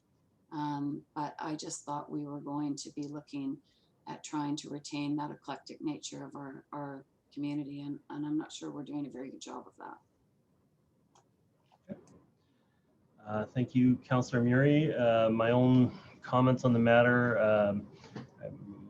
If I recall correctly, my comments at the time were that if not this, then what? Where this was, you know, it was actually doing exactly what this property was intended to do, which was to step down from the more dense central area down to the single family areas. And I was swayed at the time over the need to wait for the OCP changes, and then obviously COVID hit and the calendars just went sideways for reconsideration of those matters. And so it wasn't just simply a 6-month delay into the fall or something else while we considered the OCP. It's been an undue hardship on the project to have to wait through the COVID process and our OCP process as well. For a relatively modest project, I don't think that we need to wait any longer to take this out to the community and hear what they have to say. Again, similar comments to council. What I'm looking for is whether the neighborhood does support it, if there's continued support in Edgemont, what the state of the construction traffic management is in the neighborhood, and how that's affecting the community. But I think the built form is certainly what was originally contemplated for that space as a step down from the more dense central area. So I'll be supportive of this going to first reading and public hearing. Sorry, I'll support this at first reading and support it going to public hearing. I see no further speaker on the matter, so I'm going to call the question. All those in favor? Contrary minded? Motion carries, and with none opposed. So thank you. Sorry, Joel. Can I just clarify with staff? Can we have it?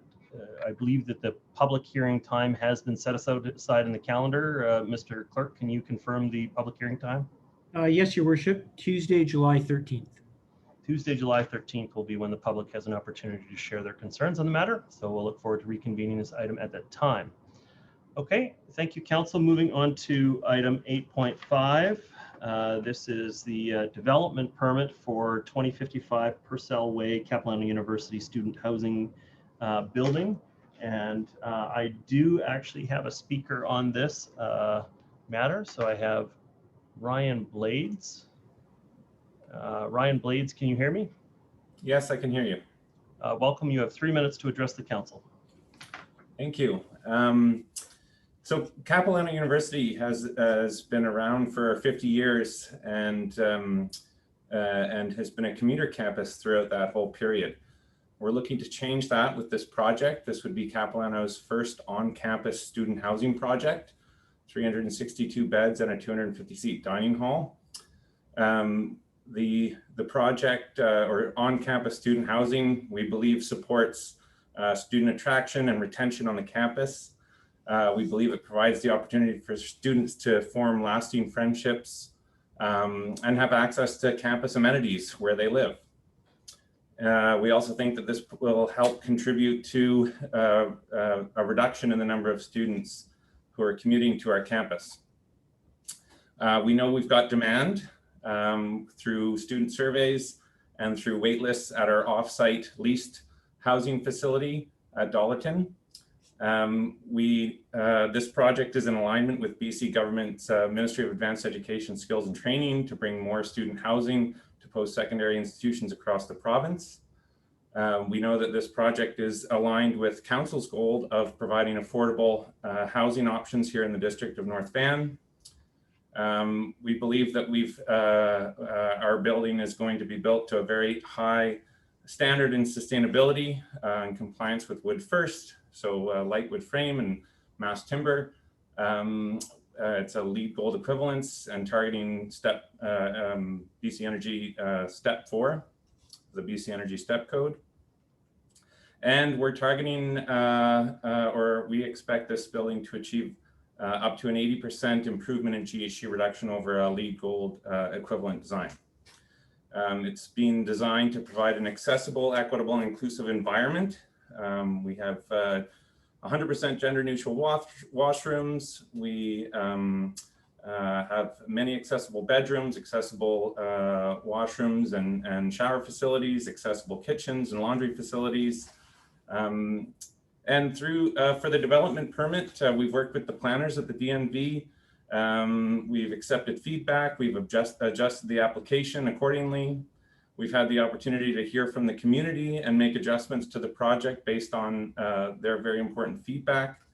And we were very pleased to have also received a lot of positive support from our community through the public engagement process.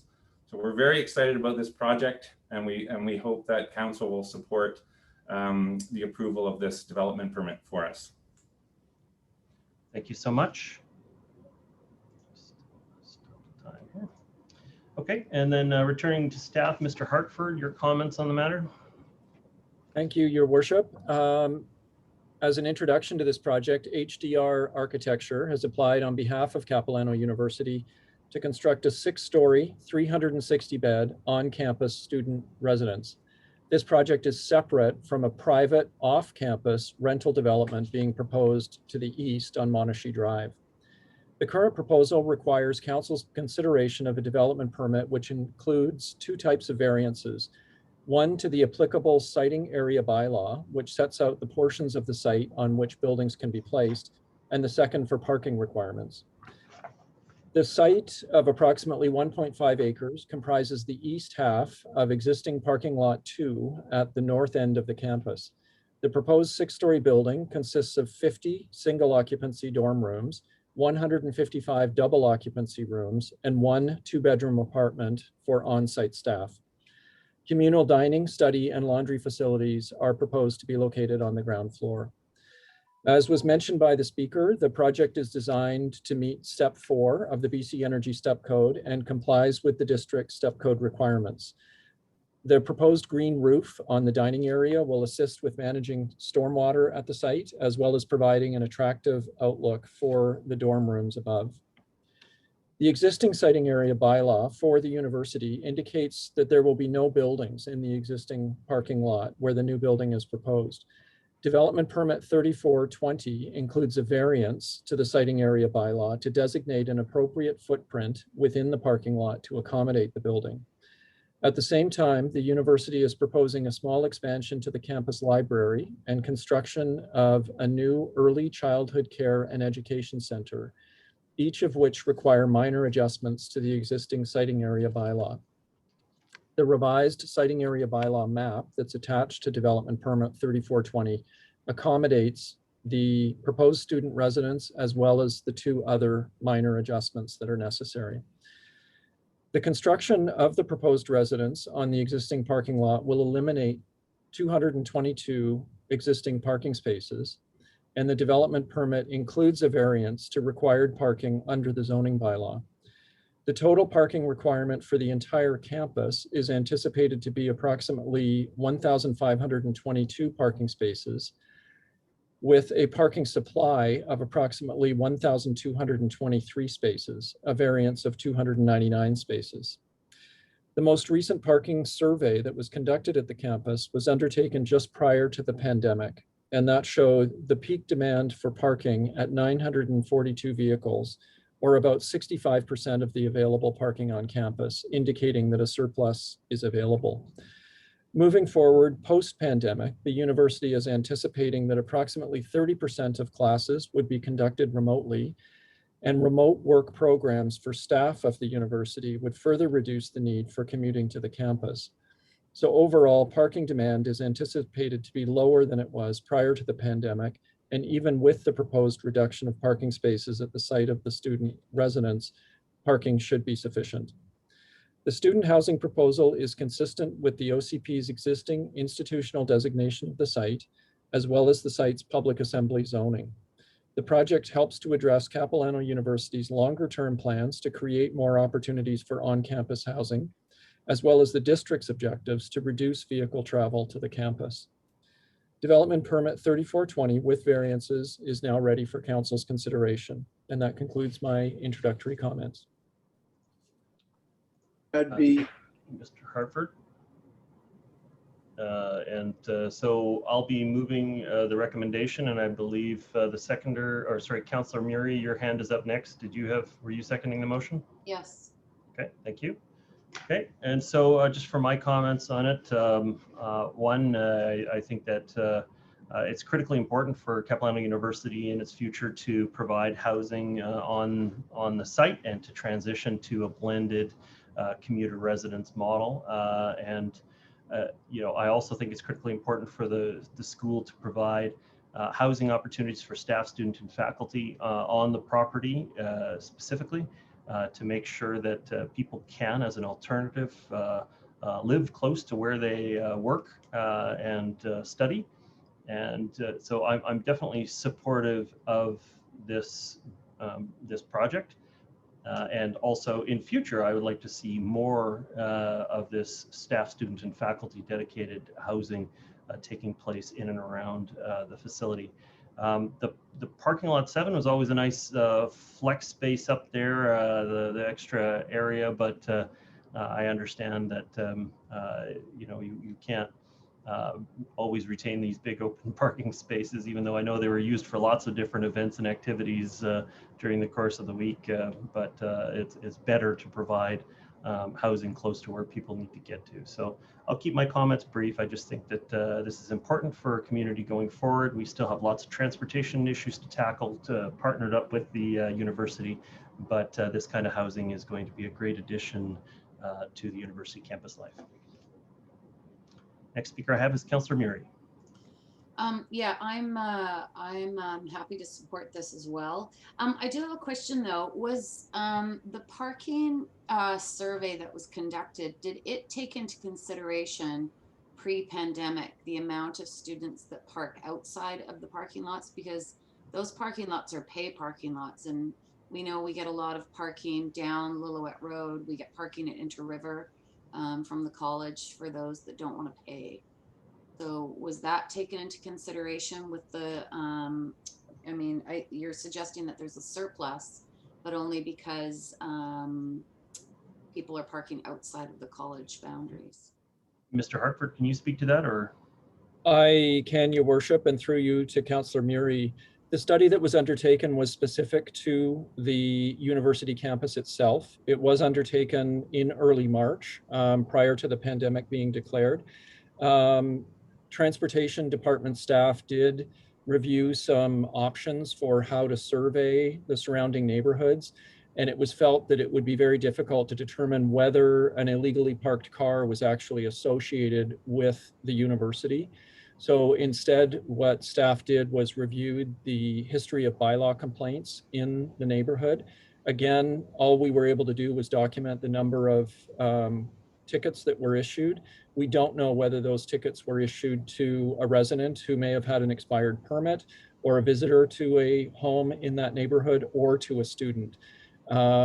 You are correct that the on-campus parking is pay parking. And if a student is wanting to avoid paying, they probably will park off campus. But there is sufficient parking available on campus to accommodate the student load and this new residence building. As part of the siting, thank you for that. I think that's something we just need to keep an eye on going forward, and monitor that. The area is also becoming, very popular as people are venturing into the outdoors through this pandemic. There's a lot more people that are coming into the area and then riding or walking or hiking. Certainly with the parking restrictions in Lynn Valley, we'll see if there's an uptake in how people access the rivers. Do we have to take down any trees next to the parking lot where the building is being sited?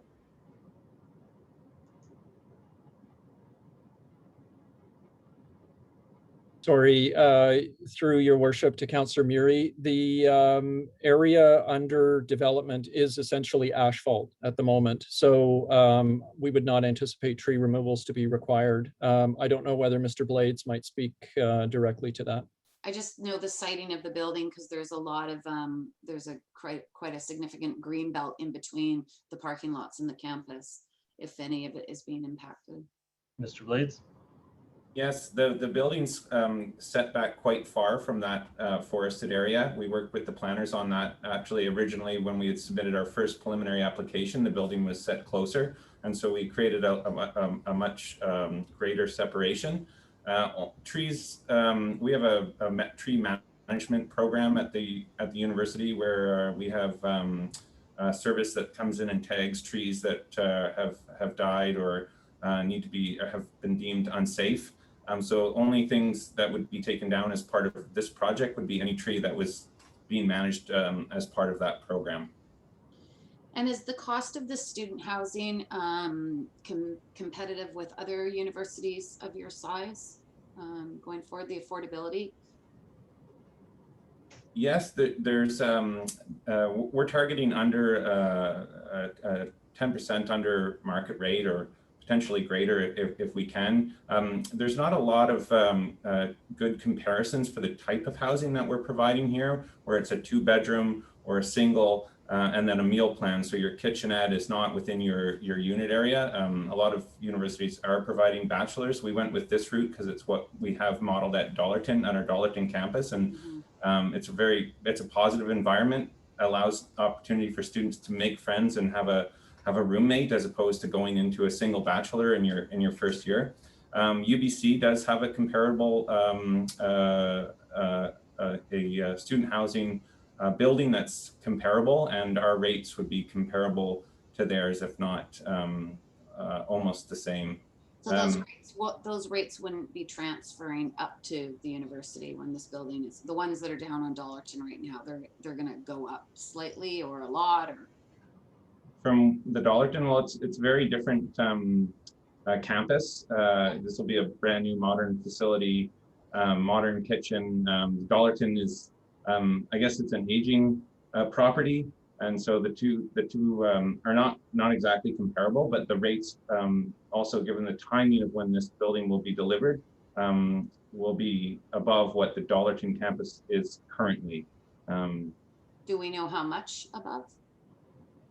I don't have a set rate at this point in time, because a lot of it is dependent on funding and the final cost of the project. So at this point in time, we don't have a set a set amount. But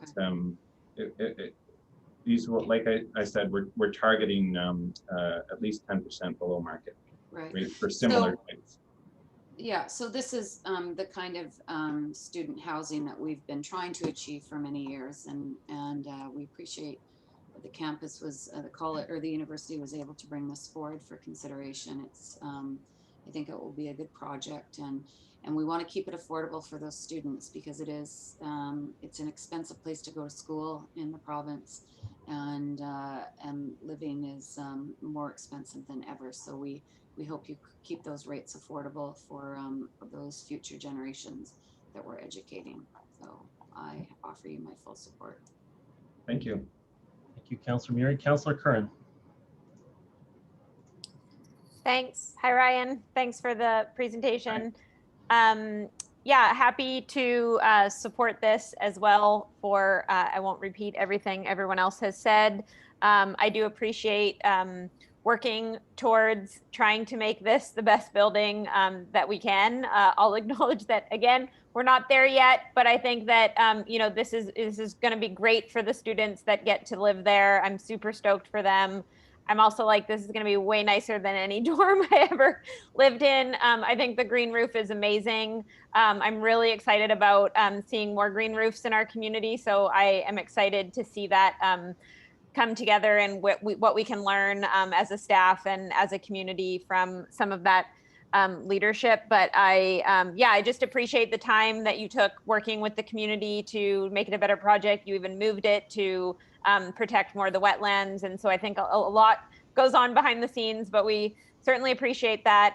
I know there's so many students that go to CAP that are so passionate about you know, taking action on climate change and the biodiversity crisis and equity and all of these important issues. So it's great to get to work with them. And I hope, I wish it was modular so it could be done faster. But I am curious, what's your best guess for when students could be moving in? We're targeting 2024. Okay, yeah. So 2024, I can't wait. I thought the biking ratio was quite low, but I did recognize that I think especially around there, e-bikes are going to be great. And so there is work on a share e-bike program, which I think makes a lot of sense. Yeah, I don't know. That was one thing that stood out, but I immediately thought they need a bike share program. And then it said, we're working on a bike share program. So I'm happy to continue those conversations and really excited to see this moving along. Thank you. Councillor Hansen.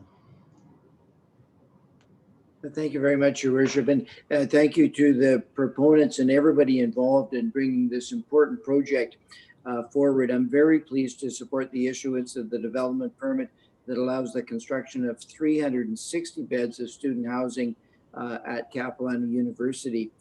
Clearly, the university will benefit from this much needed student housing, and our community benefits from Capilano University becoming more complete and with a fuller set of amenities. By providing 360 beds of student housing, furthermore, we will both relieve pressures on housing demand while also minimizing transportation pollution.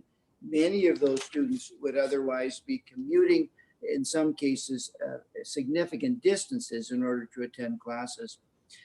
As to the siting of the building, I do support the siting. I'm pleased to see that the building is being constructed in a parking lot. And I'm also pleased to see that it's sited in such a way as to accommodate the proposed Capilano University Early Childhood Care and Education Center, which is also a very badly needed amenity in our community. So I support the campus-wide vehicle parking variance. All of the reasons put forward are compelling in my view. And overall, again, I thank you for bringing this forward. I thank you for this contribution to Capilano University and to our community, and I'm very pleased to support this proposal. Thank you, Councillor Hansen. Councillor Bond. Thank you, Mayor Little. My comments will be brief. I think this is a great application. It's about a 5-minute walk from my house, so I look forward to having a lot more young people in the neighborhood in which I live. Reviewing the plans and the drawings, it really looks like the university and the designer have put the experience of the students first in the design of the building and the surrounding area. So I think that's really important. It's having living on campus is a transitional period of life for a lot of young people, and having a supportive environment and a supportive place to live is really important. So congratulate the applicant on moving forward this. I got to speak louder still. Okay. I need to get IT to take a look at my computer, but congratulate the applicant on moving this forward, and I'm happy to support. Thank you, Councillor Bond. Councillor Forbes. Thank you, Your Worship. My thunder got stolen by Councillor Hanson. I was going to speak that I'm really glad that something so useful and so needed as student housing was going to go on already a hard surface, and we weren't creating another hard surface. So I think that's great where you're doing the building. And I was also going to mention the childcare too. That's something that's really badly needed in the community. So I think this is great what you're doing, and I look forward to it completing and seeing the new building, and I'm sure the students are excited for it too. So I'm in favor of this. Thank you, Councillor Forbes. Councillor Beck. And thank you very much, Your Worship. Just a very brief comment from me as well. I agree with everything my colleagues have said. Student housing is such an important part of university life, and Capilano University is something, an institution that we're so proud of, and this is one element that's really been missing in the form like this. So I look forward to this being built. I think it's going to add a lot to campus life. I think it's going to contribute to our community in a lot of ways by allowing people to live on campus. The childcare is an important piece to me as well, and so all of these things are important. This one checks a lot of boxes, and I'm really pleased to support it. So congratulations. Thank you, Councillor Back.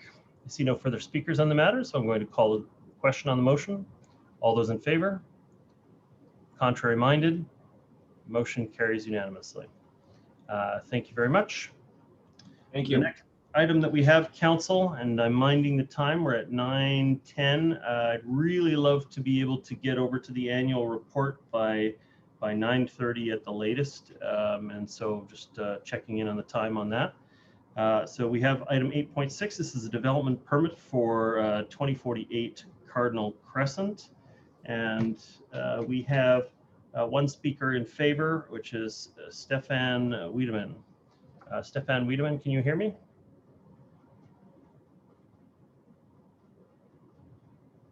I see Stefan Wiedemann is on the call, but they are muted.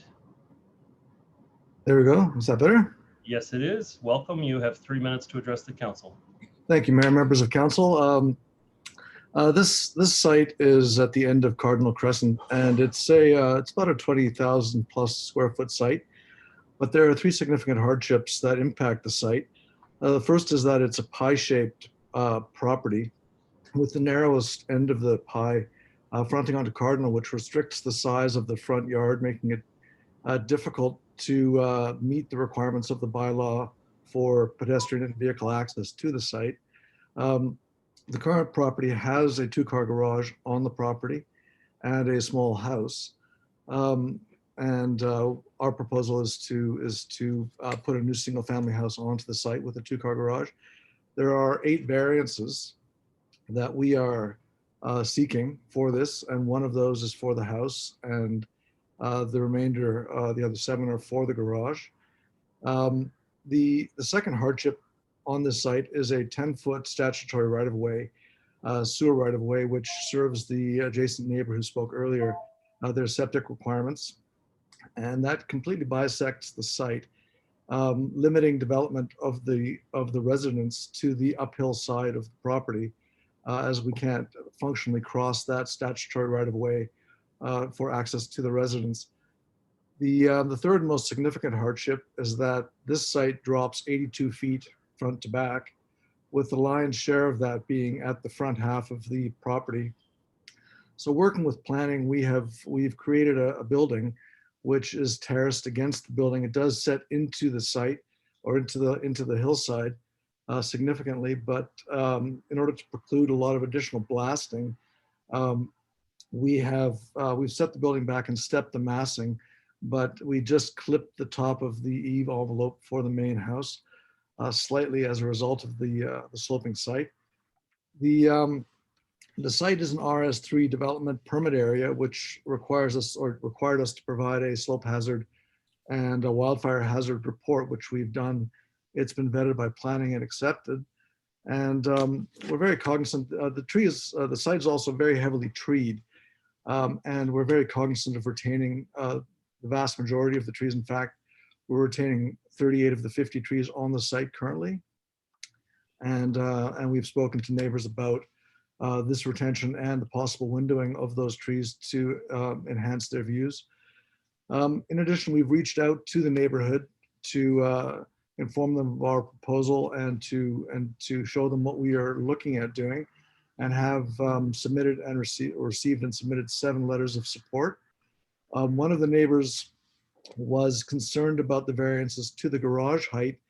And this was not a misrepresentation of the drawings or misrepresentation by the planning department, but more of a misunderstanding of this neighbor, who I subsequently went out to meet with and discussed that the issue is the height variances are a result of the measuring of the garage from the downhill side of the site, and that in fact the garage is the same height as the existing 2-car garage that is on the site, and in fact is set further back than the existing 2-car garage, and is 1 foot below the municipal bylaws requirements for height as viewed from Cardinal Crescent.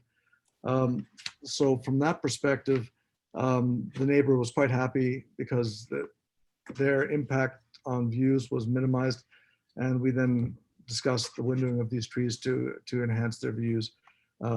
Additionally, I'd like to speak briefly to the previous speaker, our neighbor, who referred to a covenant on the site.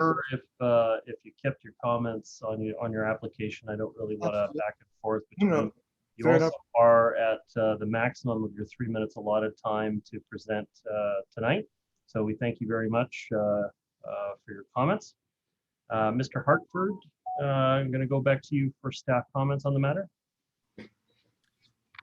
Thank you, Your Worship. Mr. Wiedemann has applied on behalf of the owners of this property to construct a new house and detached garage. As was noted, the proposal requires 8 variances to the zoning bylaw, including 1 variance for the house and 7 variances for the detached garage. The site is zoned RS3. It's just over 20,000 square feet in area, and it's currently occupied by a single-family house built in 1966 and a detached garage, both of which are proposed to be removed. The property slopes steeply down from Cardinal Crescent at the southwest to the waterfront at the northeast. There is a municipal sanitary sewer right-of-way that bisects the property generally on an east-west alignment, and no construction is proposed within this right-of-way. The proposal is to construct the new detached garage at the top of the slope at street level with Cardinal Crescent, and the house immediately behind it further down the slope. A pool and deck area are proposed on the water side of the utility right-of-way, closer to the waterfront, and neither the pool nor the deck area require variances.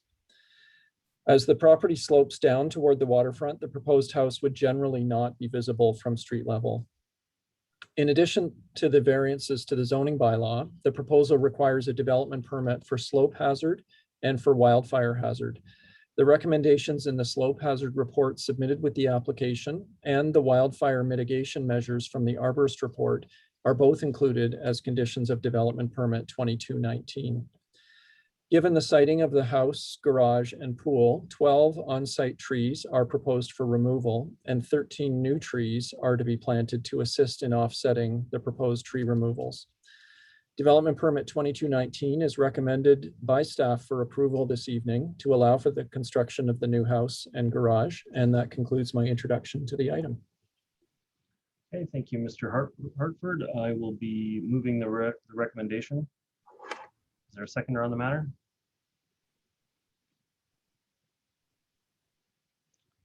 Seconded by Councillor Curran.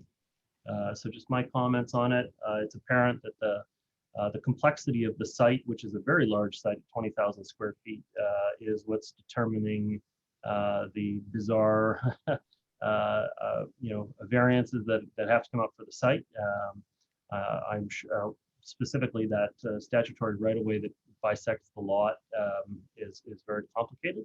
And I think that the impact is minimized to the neighbors, and most of it will be masked by the slope of the site. And so I will be supportive of issuing the permit. The seconder on the motion was Councillor Curran. Go ahead. I just raised my hand because it didn't look like anyone else was, but no, I'll go ahead. I think the presentation is really helpful because when you look at the variances, it sounds like it's something completely different than what it is. And so I just wanted to compliment staff on the report and the photograph of the placement of the proposed garage versus the existing garage. I think that's important. I did have a question for staff. Do you have the square footage of the existing garage and home versus the new garage and home, the square footage for each that's proposed? Through your worship to Councillor Curran, the existing house is about 2,600 square feet on 2 levels. So 1,300 square foot basement with 1,300 square foot main level. The existing garage is about 400 square feet. The proposed new house and garage maximize the potential square footage on the property. And I only have the total for the proposed house and garage, and that's the countable area is just under 4,400 square feet. So just to clarify, the 4,000 plus square feet is the accessory, is the garage and the home excluding the basement or including the basement? From a zoning perspective, there are multiple basements in the proposed house because the house is stepped into the hillside. So portions of 2 of the lower floors are excluded from the zoning calculation. But to respond to your first comment, the garage space is included in that total square footage.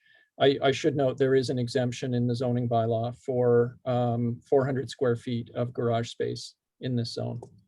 Okay, and sorry, what was the square footage of the new garage? The new garage is 572 square feet. And so 400 of that is exempt. Okay. Correct. So 172 is countable toward the total permissible floor area. Okay. I am familiar with this area and also the sloping lot. So I guess this is difficult. These aren't, I'm going to be honest, not my favorite things to see coming forward. Big houses taking down trees that are single family homes. But given that that's what's before me, I'll support the staff recommendation. Thank you. Councillor Hanson. Yeah, thank you very much, Your Worship. I will not be supporting the staff recommendations, essentially for the reasons stated. Environmental harm that this will cause, in addition to the tree removal. But let me commence by saying that I am familiar with the site. I have inspected the site carefully, and I'm familiar with the topography. I have an overarching concern about building structures of this type on such steep and challenging terrain. I'm not inclined to want to facilitate this type of construction on these inhospitable lots, which can only be built upon with very significant environmental harm. This is a very steep lot with an elevation change of 82 feet from front to back. The variances are significant. No fewer than 8 variances are required to enable construction on this lot. I'm not sure that we've ever looked at a single family home where there'd be 8 variances required. The plan calls for the removal of 12 trees, some of them of significant size, on a very steep lot that can only contribute to slide risk and environmental damage. The construction of structures of this category, again, can only be done on such a steep lot in a manner that's highly invasive and environmentally impactful. Above all of that, the public feedback has been mixed, and adjacent neighbors has expressed concern over height and the location of the proposed garage. Concerns have been, in my view, legitimately expressed about slide risk. And I'm also concerned that the variances sought would violate the restrictive covenant registered on the property. I do not view it to be the mandate of local government to facilitate the breaching of contract. And in any event, it's certainly realistic for us to construe that restrictive covenant as an expression of the neighborhood as to how they wish these lots to be developed. It is perhaps the most tangible of public commentary of all. In my view, this is a very reasonable consideration. As I say, the fact that there is a private law covenant that prohibits this exact category of variance. For all these reasons, I will not be voting in favor of this development permit with these 8 variances. Thank you very much. Thank you, Councillor Hanson. Councillor Murray. Mr. Wiedemann, are you on the line still? Yes, I am. Could you please give me the square footage of the multiple basements that are not included in the zoning square footage? I unfortunately don't have that in front of me. My apologies. Are you the architect? I am, but I don't have that set of drawings with me right now. You don't know what the square foot, so what's the whole square footage of the entire house, basements and everything? Do you have that number? Unfortunately, I do not. Mr. Hartford, Mr. you have Hartford, a do you have it? gross number? Your worship, Councillor Murray, the total floor area of the house is 7,933 square feet. The exempted floor area is 3,768 square feet. The countable floor area from a zoning perspective is 4,165 square feet. I see some mouths dropping. So this is the discussion that we need to have, council. I'm surprised that the architect doesn't have that number. It seems that that's a pretty basic number to have. 8 variances, a nearly 8,000 square foot home. And yes, you're not going to see the garage from the road, but boy, are you going to see it from the water. The houses that are going up the inlet are massive. I grew up in this community, in this neighborhood. We have built homes in the 60s and 70s where you had to have electric carts to get up to the top of the house. Some existed on Strathhaven or Panorama, you know, in the 1970s. They were the first of their kind in this country, in this province, because of the steep slope of the terrain. We've had houses built on stilts. And I generally am supportive of the architecture and design that goes in to some of these properties. And I marvel at the engineering of some of these properties, but it is good design that brings you a property that does not require 8 variances. And the word hardship was used several times. And I'm sorry if I must vehemently disagree with the concept of hardship when we are talking about an 8,000 square foot home. I see no hardship. I see a large home wanting to be built and, you know, not taking into consideration as Councillor Hanson pointed out, the varied views from the neighbors, of which I have no idea who they are because they've all the names have been redacted in the report. I have no idea if these are the neighbors. They could be anyone. I don't know why we do this. I don't know why we just don't put at the bottom, check this box if you're okay bringing your name forward on a public council meeting like we used to. So I could get a flavor of what the neighbors felt. Here, I just have a whole bunch of blank, repetitive letters.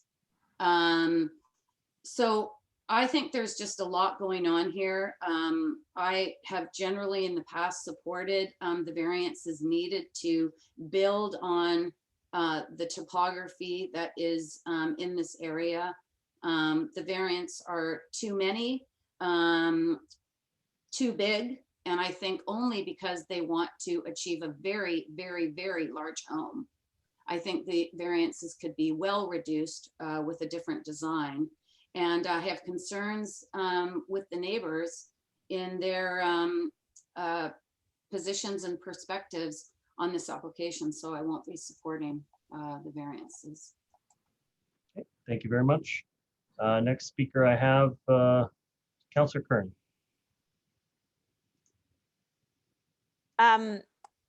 Thank you for staff clarifying. We went from 4,400 to 8,000 square feet pretty quickly on that one.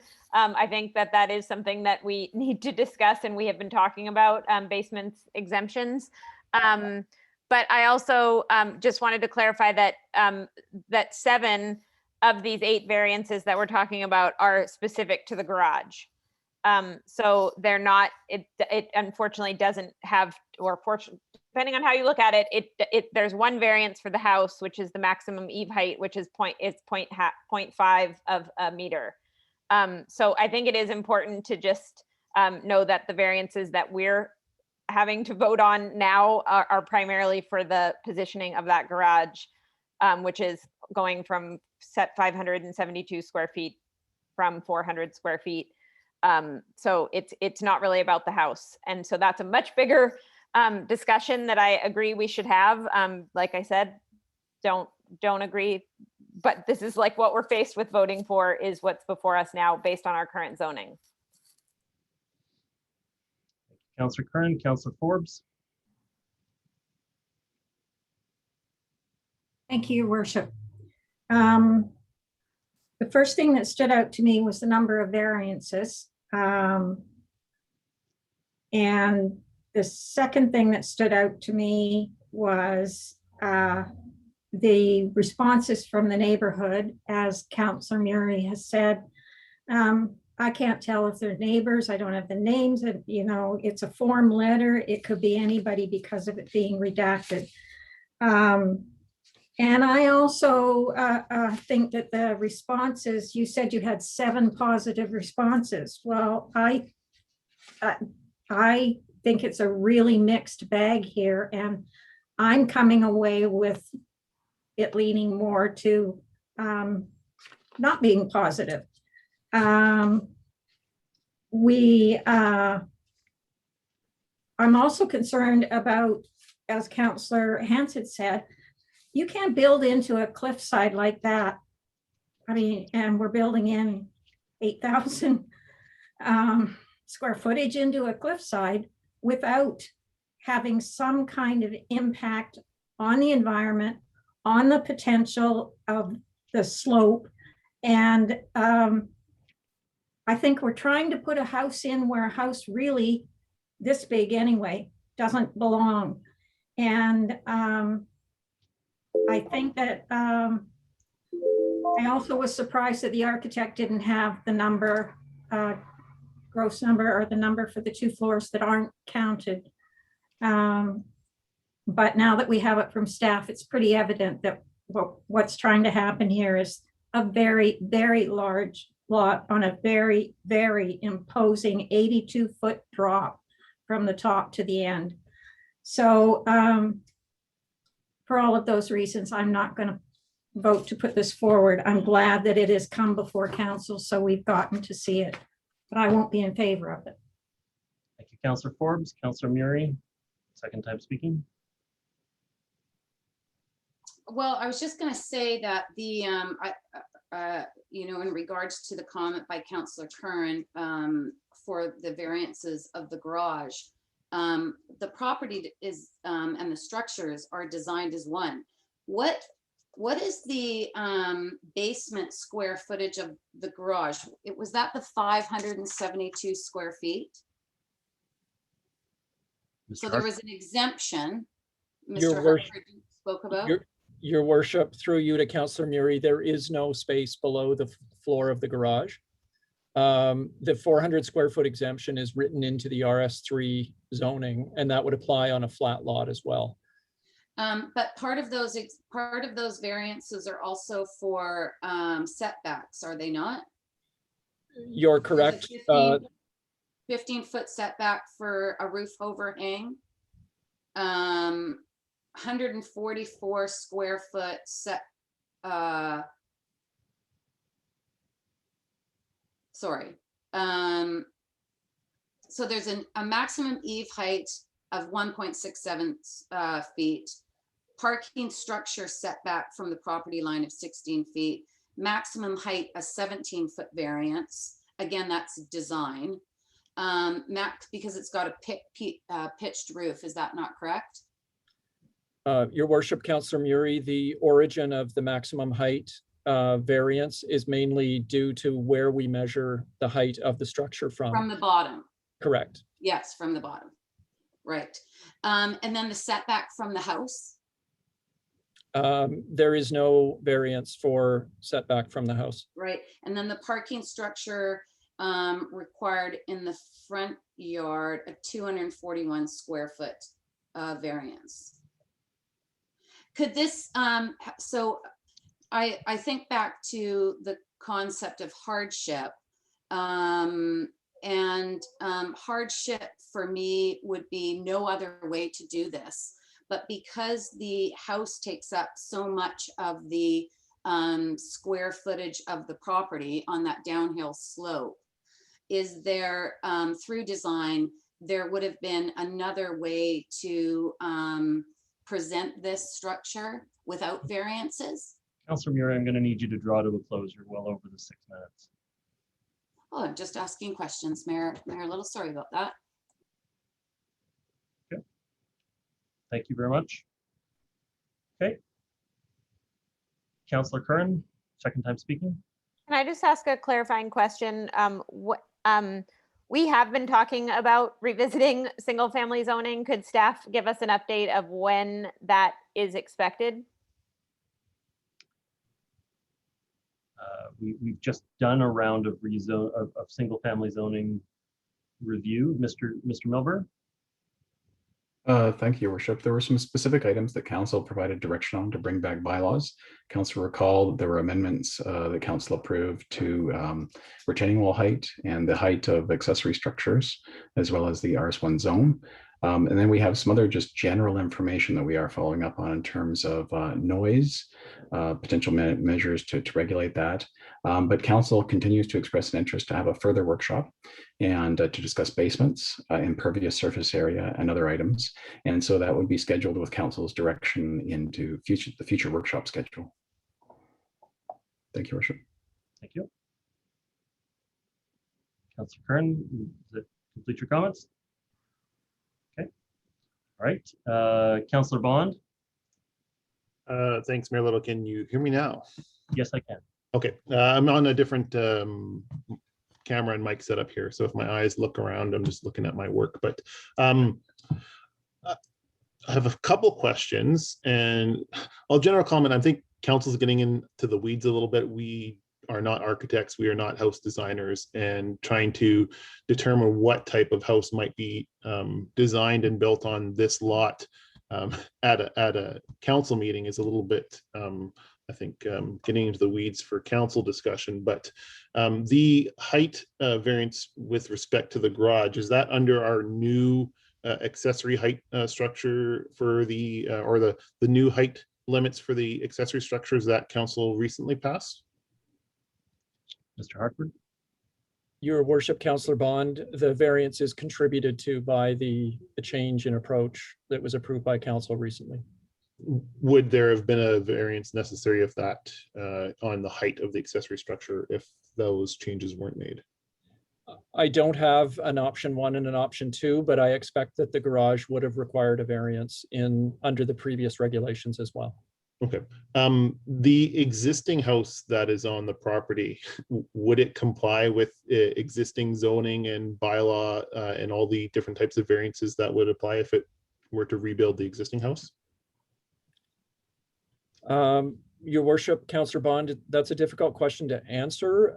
As was noted by some of the other council members, the proposed house, which is a very large house, requires only one minimal variance to be compliant with the zoning. So it is possible that the existing house could be compliant with the zoning. You know, I think, in my opinion, it's difficult for.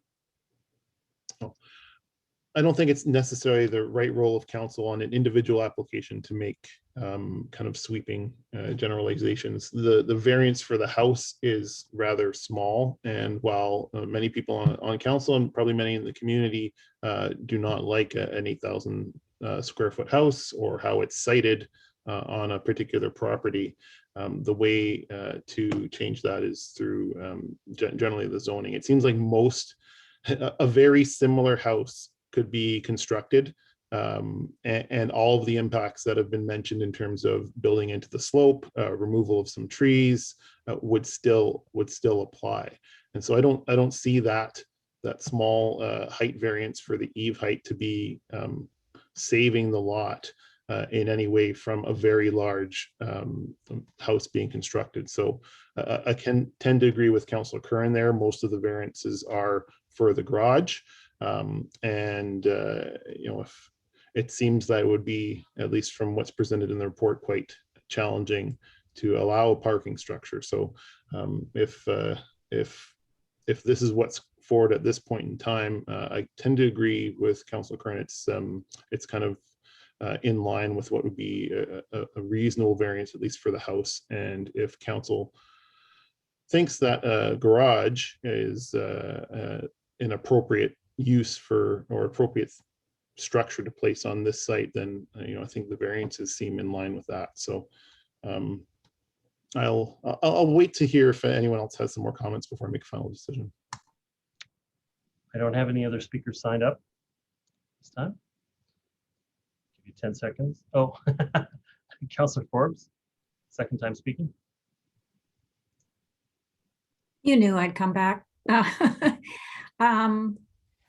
Respectfully to Councillor Bond's comments, I don't think we very often see an 82-foot drop lot. So it's the amount of invasion that this total property design does. And I do think it's come before council because it is our business to look at this specific lot and comment on it. So I still stand by what I'm saying. It's such a steep lot and it's over maximum size house in a very possibly environmentally sensitive area that could cause, well, I won't go that far to say that, but I do think it is our place. I mean, it's been brought before us, so it is our place to make comments about it. And I don't think, I mean, as long as I've been on council, which I've never seen anything come to us with even a 50-foot or drop. So 82 feet is a very relative slope to be building on. So those are just my comments. I still won't be supporting it. Thank you. Thank you. And just my second time speaking. That's the lot. And if the district approved the lot, then the district needs to approve a viable building site on a property. And the drop at the front entranceway, if that sanitized the lot from having a house at all, then I think that would be unfair. And so if the district is going to allow the lot, then the district needs to allow a house to be built on it. And I think it's also fairly normal for it to be able to have a garage of some kind on the property. That's really the question here, is whether or not we're willing to make enough variances for the garage to exist. Nobody's entitled to a garage. It's whether or not we're willing to make the variances in this case is to allow for it. It's not about the main house. It's not about the square footage of the main house. And so in my view, the variances are going to happen even if you had a very modest garage on the site, or if you move the garage to deeper in the property, you'd still have all kinds of variances and challenges, largely because everything is getting pushed upon that statutory right of way in the middle of the property. It's a 20,000 square foot lot, which is a huge lot. And so I'm not shocked by the size of the house being proposed. I think that you have similar size houses all along the waterfront, all the way from Kate's Park through to Deep Cove on the other side of Wickenden Park from this kind of space. And so I'm not surprised by that. So I think the minor variances are largely dictated by the complexity of the lot to build on, and I think they're reasonable given the situation. I'll be supportive. Councillor Bond, I hope I gave you enough time to come to your conclusion on that, but your hand is still up if you wanted to comment a second time.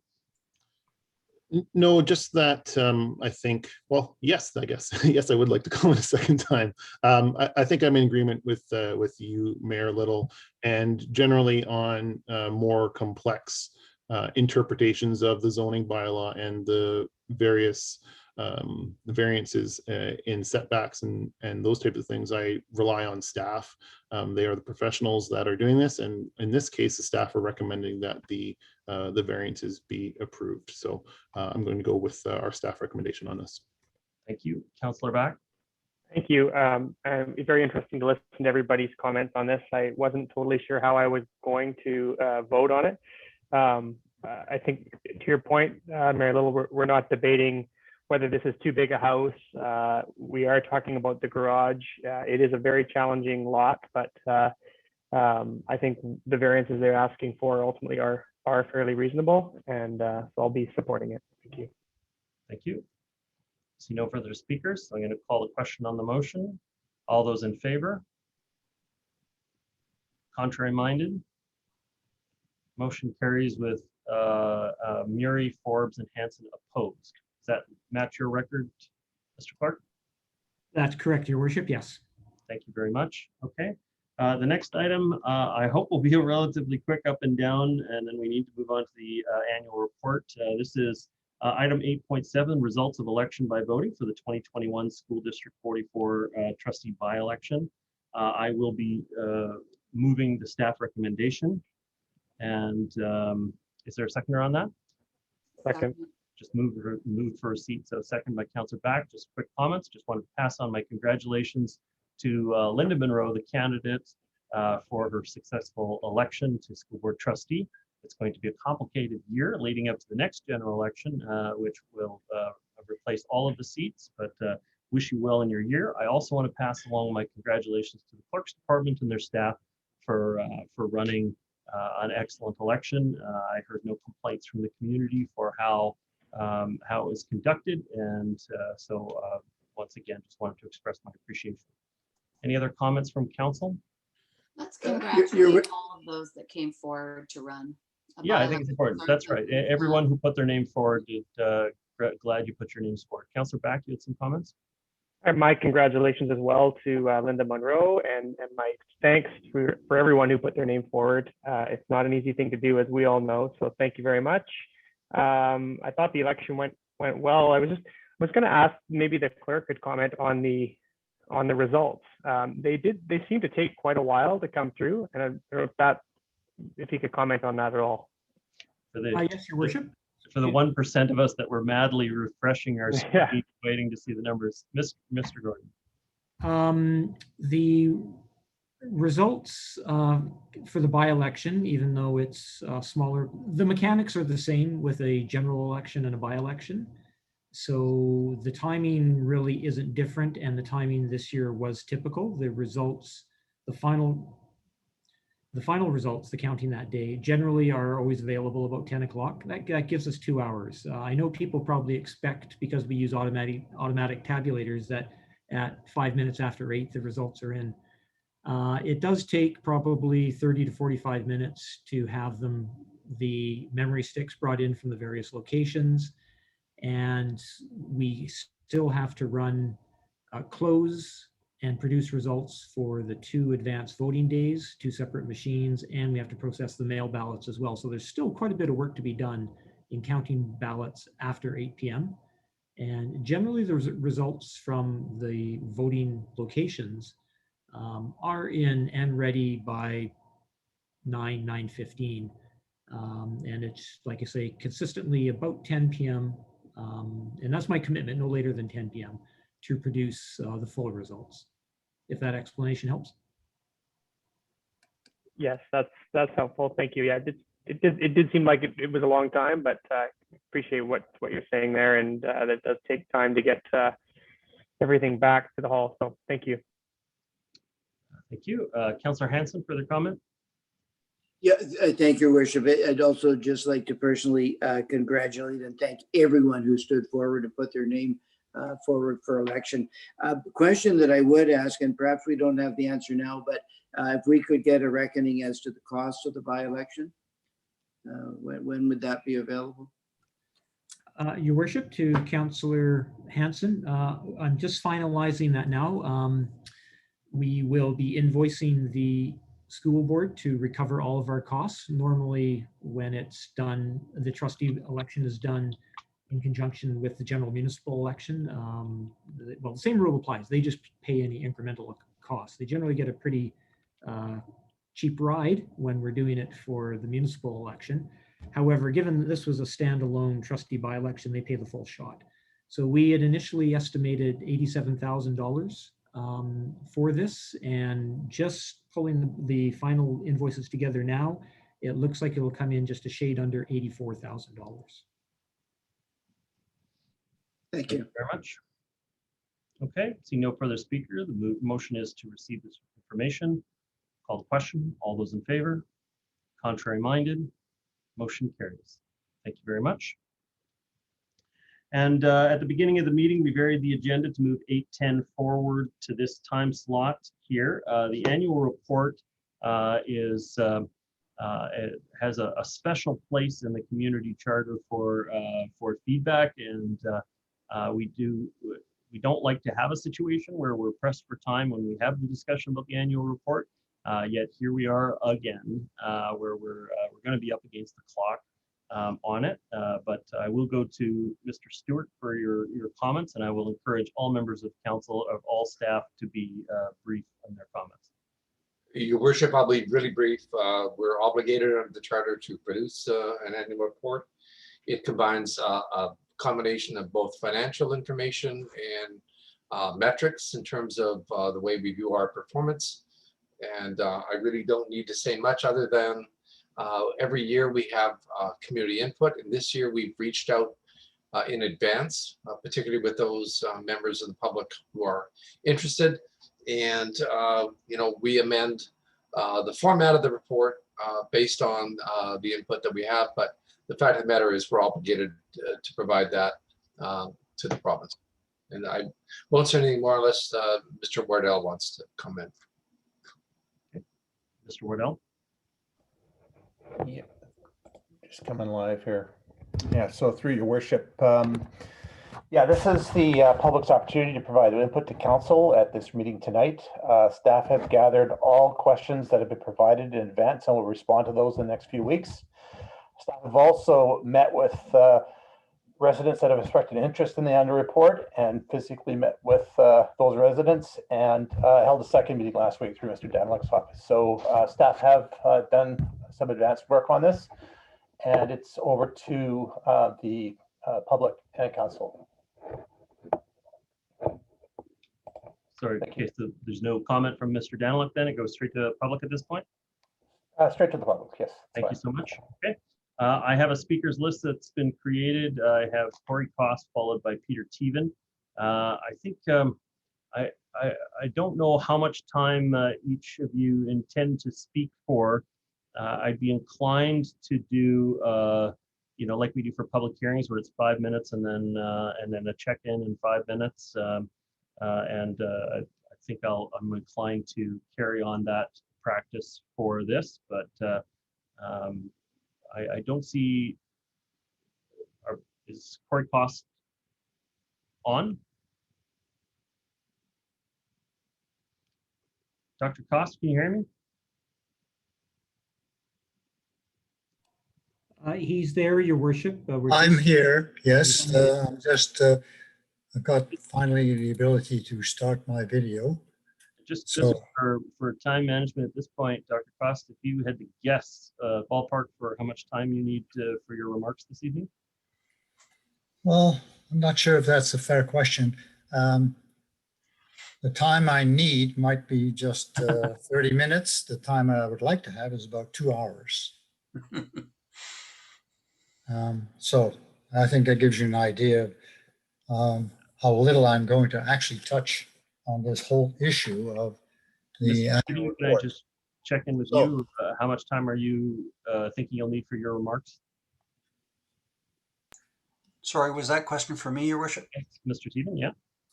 I haven't rehearsed or timed what I want to talk about, but I have 5 points. So if we assume 3 or 4 minutes per point, it's 15 to 20 minutes. Okay, so I'm going to go to Dr. Cost at this point, and maybe we'll try and do a 20-minute go, and then I'll check in with you on time, and maybe we'll go over to Mr. Teven or for 10 minutes and break, and switching over to the other speaker. I'm not going to go straight through, so I'm not hearing anything, so I can just stick to the 5 minutes if you prefer to just stick to the normal, which is 5 minutes. Your worship, Yes, Mr. Forbes? clarification. So you're going to 5 minutes with one and then 5 minutes with the other speaker and then back to the first speaker? That's normally what we do for public hearings. That's what I'm proposing unless I hear an alternative put forward.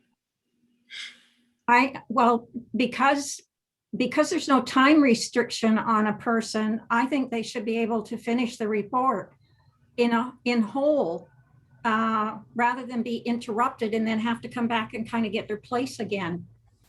Okay. I just wanted to make sure that people also are just cognizant of how much time is taken to go through it.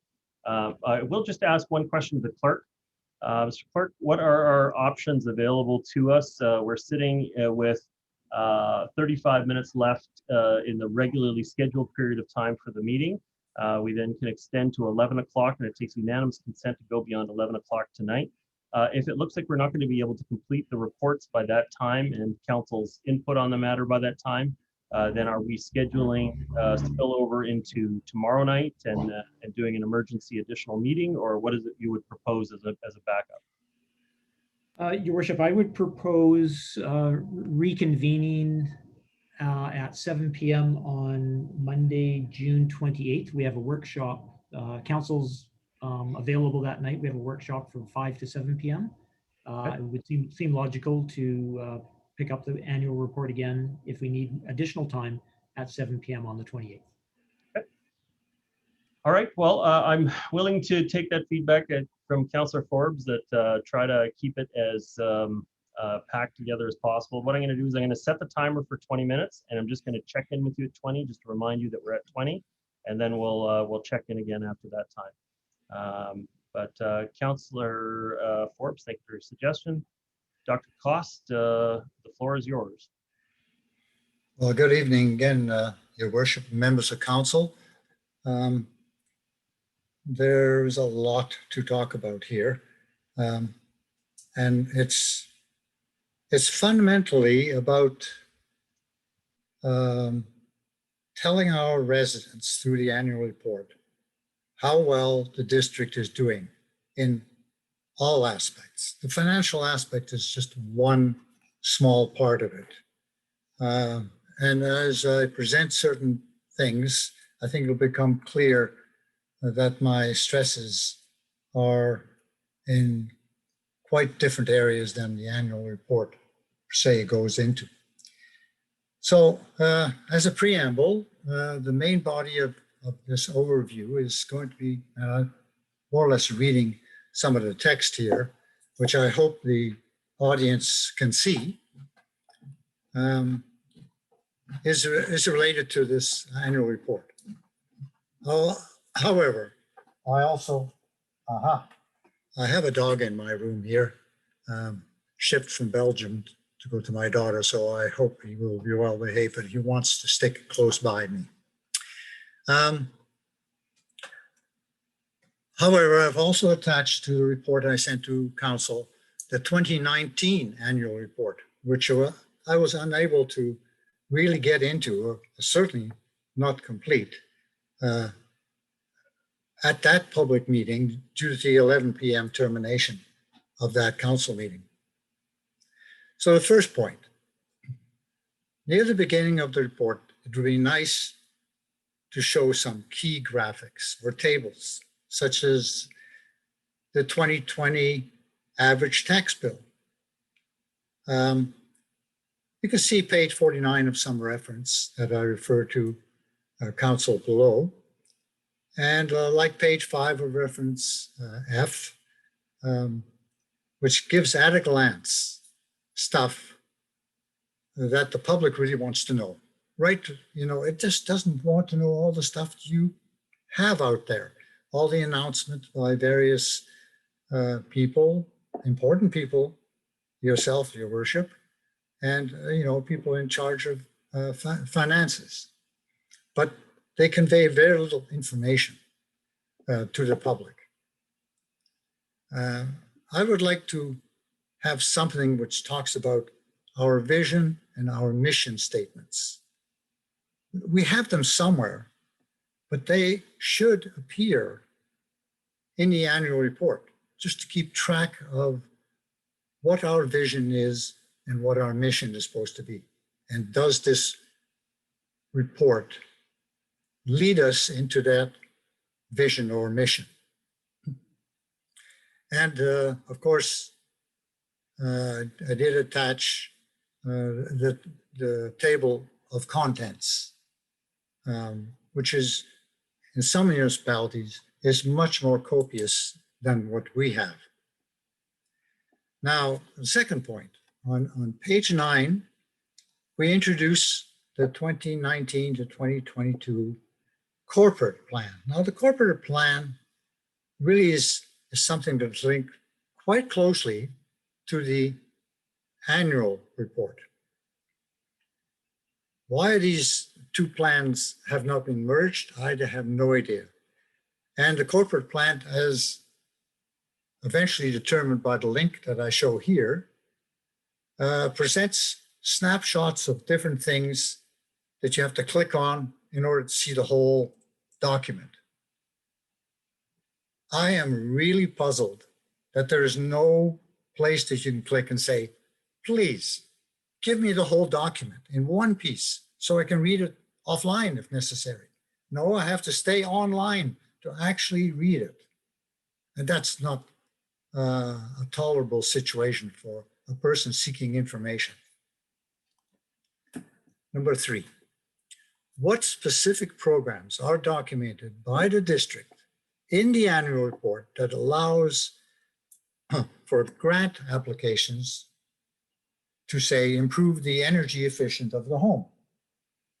I think this is such an important aspect that the annual report should at least include that information there. For where else could they find it? Other than maybe to visit the hall themselves, which you can't do, or to look at where you can find grant applications on the website. But I noticed that other municipalities handle this differently. They have a whole bunch of home renovation programs, but they also have top-ups that are done by the municipality itself, not just the federal government nor the provincial government. Say, for example, your Clean BC program, for which the district offers a $2,000 grant to convert heating from fossil fuel to electric heat pumps. That's an important piece of information at this time, especially when we're trying to deal with climate change. But that should be somewhere in the annual report. And if you do a keyword search for the stuff, like using the keywords top up or renovation, those words are not to be found in the report because they don't exist there. Point number 4, the community charter via the impact on health issue, in my opinion, empowers the municipality to regulate minimum wages. For without a decent wage, you can't possibly have a healthy lifestyle. or a healthy life at all. You can't eat the kinds of foods you should be eating. And as such, I think the district may prove to be have a good tool here to deal with the current inability to attract certain sector workers to live on the North Shore.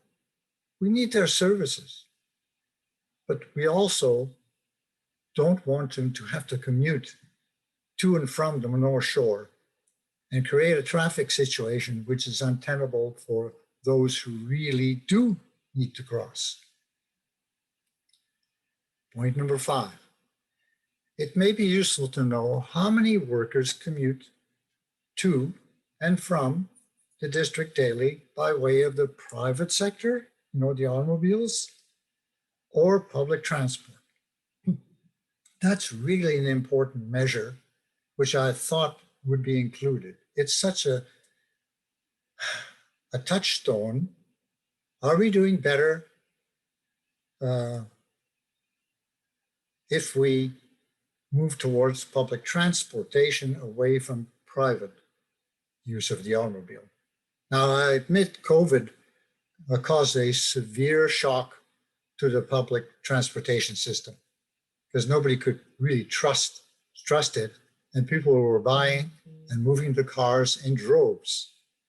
And the result of COVID were dramatic in many, many aspects, but very little is mentioned in the report how the district dealt with it, from both the support of the average taxpayer, but especially the support of people who were in small businesses. Point number 6. What's the current status and progress since 2019 of the Lower Lynn Improvement Project? This is an important part of the district. It's a town center meant to be a show place, but you would think that as such, it would be included in the annual report. There's not much there. Point number 7 is sort of a traditional thing that I ask. Very little is mentioned about our remaining asbestos water mains. You'll find on page 109. But details in the past, how much remains and how much was done, really is desirable and has been there in the past, but it's not there now. Also, overall, how much water main has been replaced in 2020? I'd like to see those numbers inserted. Now, all of these recommendations I'm going through and shortcomings I'm coming through should be coming to the public before you actually adopt the annual report. For if those numbers are not satisfactory and the public says they're not, then how is that going to change the future? The annual report is meant to compare what you had as a plan in the past, what you did of the plan that you recommended in the past, and what you wish to accomplish in the future. I can't see those 3 parts working very well if the public is not informed properly about what is happening that's important to them. The increase of about 100% over the past 10 years in collecting the organics, on page 95 that's shown, from single family residents seems to indicate to me a positive thing, that we are growing more vegetation and hence probably canopy for our properties. Now, that interpretation is certainly disputable. Perhaps it's other reasons why steadily, but certainly in the last couple of years, remarkably so, there has been a lot more collection of organics. Is it because people are taking stuff off their property? Or is there a lot of organics now being shed because of climate change or just the growth that people have accumulated? Certainly when I drive down Queens, I don't see any houses at all in the distance. It's all canopy. And it's my belief that unless you go beside the house that's been cleared of the lot on Capilano Road, that Capilano Road too is mostly just trees without houses.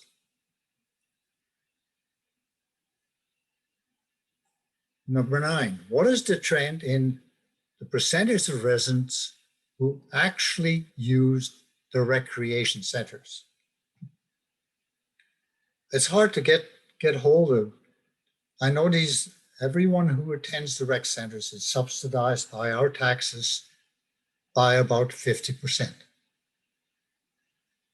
It would be nice to know that those subsidies don't go to just a small portion of our residents, but isn't generally dispersed towards the majority of our residents. But nowhere do I find such a supportive statement that says, for example, there's been an increasing use of residents of the rec centers, and the use is now, on average, 60% of our residents use them. Number 10, what explains the drop in reserve funds on page 58 in 2020 from 2019? Do reserve funds also include surplus funds? Compare this to page 7 of the supplementary section of the 2015 annual report. It's a question of what do the reserve funds mean and just how and why are they being depleted recently. Number 11, as shown on page 67, why was the Lions Gate Community Recreation Center not completed? It was supposed to be opened in 2020. It appears to be about 2 years late. In other words, it's another year to go. Well, there might be some chance it'll be less than that.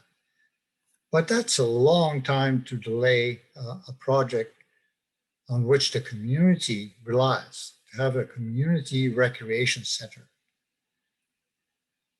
Number 12, it seems that metro regional growth strategies, the amending bylaws there, number 1310, which I just accidentally came across, changes zoning of some of our lands in the district. But I dare say the public is not aware of these changes of the zoning. And I dare say that neither is this council. But you could prove me wrong. You should see the details of page 236 to 238 of that report and some of the attachments that I have attached here. I'll just quickly go over to those attachments, if I can. Yes. Okay, so this is a piece of property on Capilano, just north of, I believe it's north of the highway. It's a fairly large property, which is being proposed to change in zoning because I think it allows uses that the public probably is not for, but rather it's going to be changed to generally urban use. In other words, park use. The other ones are along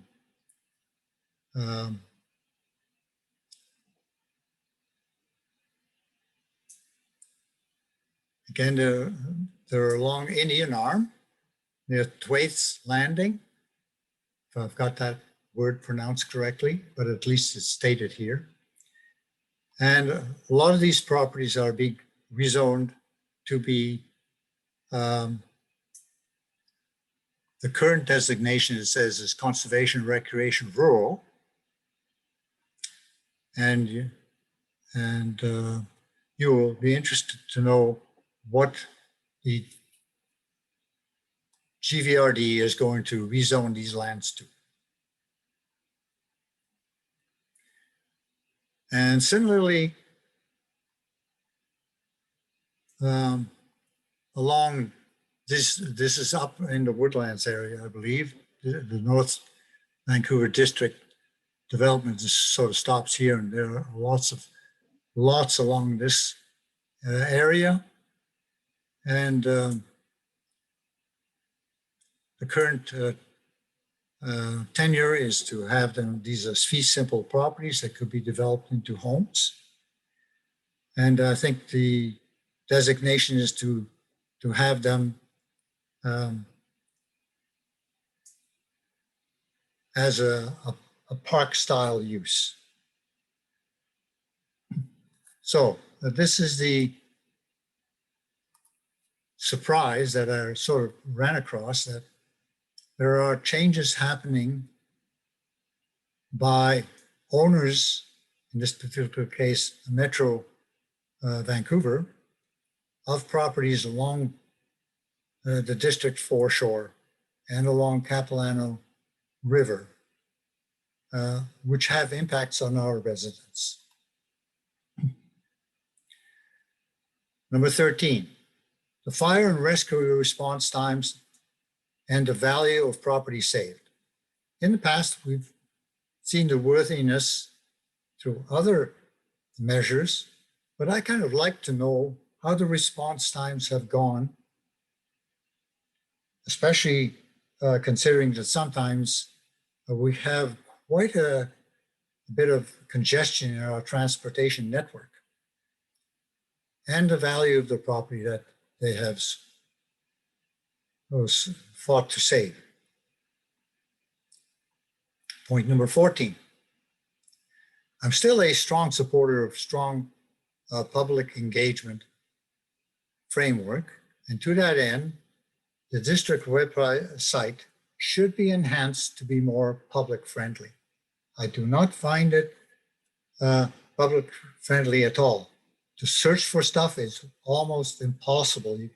You can use whatever keywords you like. And in the past, I've remarked that it's easier to find what's on the website using Google itself outside than to try and invoke the search facility from the DNV website.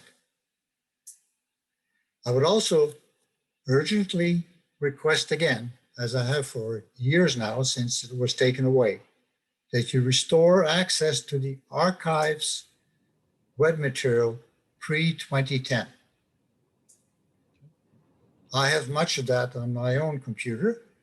I think the public deserves to have it as well.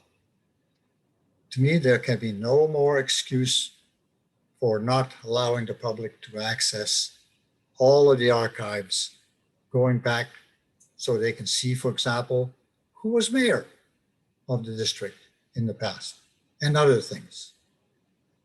I'm going to pause you there for just a second, Corey. Okay, that'll be fine. Council, just need to get a motion to extend the meeting beyond 10:30. So moved. Moved by Councillor Back, second by Councillor Forbes. Call the question on the motion. All those in favor? Contrary minded? Motion carries. So that was a 20-minute timer, just for your reference, but you can continue, Dr. Cost. Okay, so I'll try and get to the point where you might want to switch to Peter Teven if he doesn't have enough time to complete his presentation.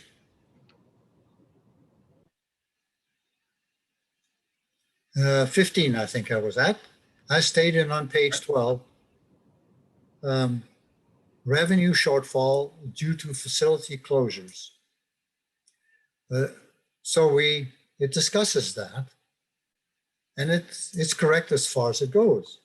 But operating expenses must certainly have impacted the bottom line, especially if staffing was reduced. So we need some information of the impact on the revenue and that is fees paid by the public and how much it costs to operate these facilities. So you can see if they were still making money or not. 16, what steps are being taken so that the rather spotty, non-permanent C-bus service improvements would be more stable?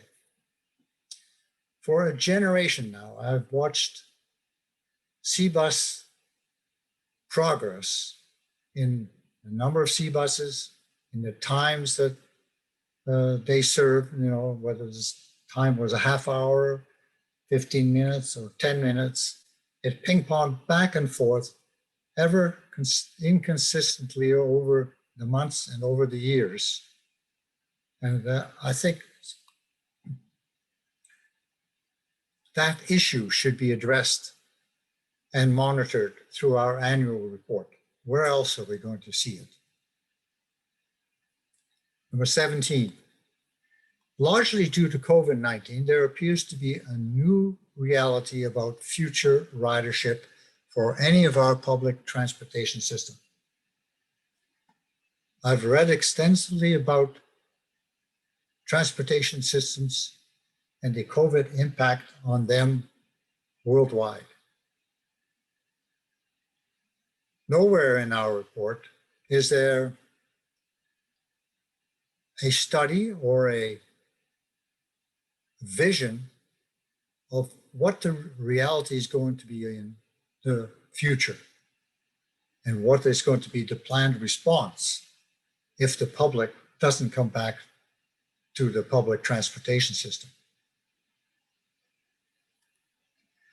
Now, for the last year, Council has conducted meetings that were allegedly based on principles of openness, transparency, accessibility, and accountability. But in my humble opinion, 7 of the 8 points, and I'm going to list them in a short bit, they're provided by the district, fall short on those allegations that they are, for example, accessible. The shortcomings are mainly due to the fact that we require new technologies that many of our citizens today have not or can never adopt. Those many shortcomings could have been mitigated, but they were not. We can and we must do better to preserve our democracy for all our citizens. I agree that for some, the democracy can be enhanced. Those who are really, truly web-enabled and comfortable. But for many of us, the fact that we could not go to the hall, see our counselors, hear our counselors, and participate whenever we felt like it at any of the meetings have really changed the whole concept of democracy. Point 19, page 54 shows a decline in the expenses for parks, recreation, and cultural services for 2020. But what I don't like is it's lumped parks, recreation, and cultural services in one basket. I would like to see the percentage decline that occurred for the recreation part and cultural services that provided. I know my wife was unable to go to bridge sessions for many months now. There are people probably in other recreational things that they could not participate in. It should have been in the annual report. Number 20, the District of North Vancouver organizational chart shown on page 11 lacks the appropriate detail. What's wrong with giving real names, tagging people to real positions, and including real emails or even real telephone contacts? For a better example, I refer you to page 9 of the Burnaby 2020 annual report. I think it's important that people be able to see names of people that are serving on boards or committees or commissions, as shown on page 11 of that Burnaby report.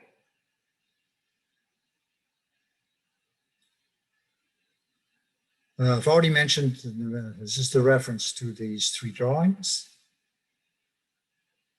I will now comment on process, which I think is paramount. I would like council to note that for agenda item 8.10, this is not just an opportunity for public input, as in a public hearing. It's an opportunity for in-depth discussion between the public, council, and staff. So far, I've given out a lot of words, but are we truly going to have a discussion at this meeting between council, the public, and staff about these issues that I've brought forth? It should be made clear to the public that input by citizens are not, of course, subject, as they have in the past, to, and for other meetings, to an overall individual time limit, and may continue as long as necessary for citizens to complete their remarks and obtain their answers. I doubt very much I'm going to hear many of the answers, but I think it's important that the public hear them. If not at this meeting, then at some publication in the future that all members of the public can access. Not just the internet, but maybe in the libraries. It's a paramount thing to note that this is one of the rare topics discussed where there's no overall time limit. I don't think the public realizes that. And as outlined in the community charter on sections 98, 99, and in the 4th edition of Bull Hauser's local government under the community charter, section 7.10, the enabling legislation has entitled members of the public to make complaints at the time of the annual report to the municipal auditor, and it places a duty on that auditor to investigate such complaints. As well, the annual report deals with not just financial performance, but with municipal services and operations for the previous year and municipal progress that's made towards its corporate objectives and the measures in accordance with the performance indicators announced in the 2019 annual report. Now, I've looked at the, how many pages is it? Pages 66 to 71, which gives a summary of the goals, of objectives, and just how well we have accomplished them and what we'll like to address in the next year. But those pages 66 to 71 are a mess, in my opinion. It's impossible to read what the key things are that was of concern to the district and to its residents, and what progress we have made. We needed to have them in some color, you know, things like neutral color, just black, or green color to say, whoa, we really accomplished that. Or red, you know, to say we didn't accomplish any of this that we said we should. Some color coding would help. Also simplification. Just take a look at pages 66 to 71, the key element of the annual report. How well, what we did on our objectives and how well we did. The annual report must be prepared again by June the 30th of each year and made available for inspection at the municipal hall. That legislation hasn't changed. The council must also consider its annual report and the submissions and questions from the public on the report. They must turn your mind to what the public says and have some feedback or make changes to the report as required. This meeting, of course, then must occur at least 14 days after the annual report is made available for inspection. Well, I can tell you, yes, you put it on the web, but that does not mean it's available for inspection by a large number of people. Also, copies must be available for public inspection at the meeting. Well, I can't see how you can do that at a virtual meeting. And an obligation to consider a matter is presumed to require that this council turn its collective mind to this matter. Now, sections 98 and 99 of the community charter contains similar details to what I've just been talking about. And more details are available at the link. And I didn't want to replicate all that material. You can look at it yourself. Now, of course, COVID-19 has impacted the rules somewhat, but every citizen, computer literate or not, connected to the internet or not, has a right to be appropriately informed of the meeting and to provide the input and questions to council and to expect answers from staff and council on this matter. Although the 2020 annual report was made publicly available June the 3rd, no public notice was given until it was June the 9th. And then many of our residents no longer receive the North Shore news. So those that did get it still got it too late for this meeting, which requires 14 days. The June 3rd, 2021 report by our CAO was not readily available until Monday, June the 15th. And in that June 3rd report, the directions for the option to provide the public submission to council by email, as I said in the report, in writing or online, were in fact not provided on that notification. You can look at your annual report notification and ask the question, were the directions for the options to provide the public submissions to council by email, in writing, or online provided there? They were not. Others have, we did not.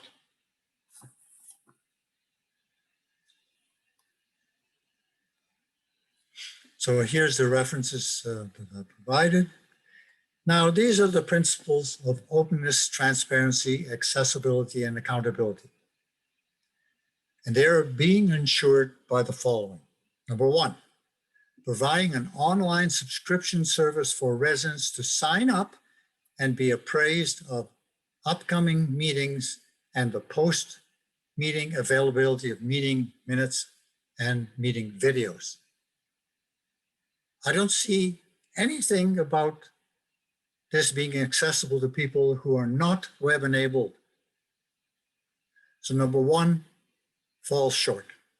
Number two, providing advance notice of this meeting in accordance with the community charter and advising the public on how they may participate in the meeting by providing public input. Well, the notice again is largely electronic. So how are people supposed to know that are not web enabled?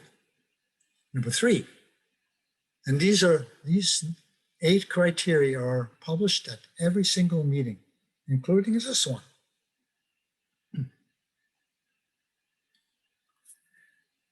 Providing the availability of agenda for this meeting on the district website 6 days in advance, which is great for me because I'm web enabled, but not so good for people who are not web enabled. Live streaming of this meeting via a link readily available on the district website. Same comment.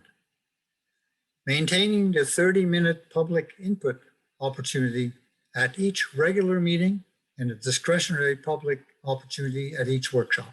Well, not quite. Again, if you're not web enabled, you can't make any comments. Number 6, the ability of the public to provide input on agenda items by full two-way audio and video means.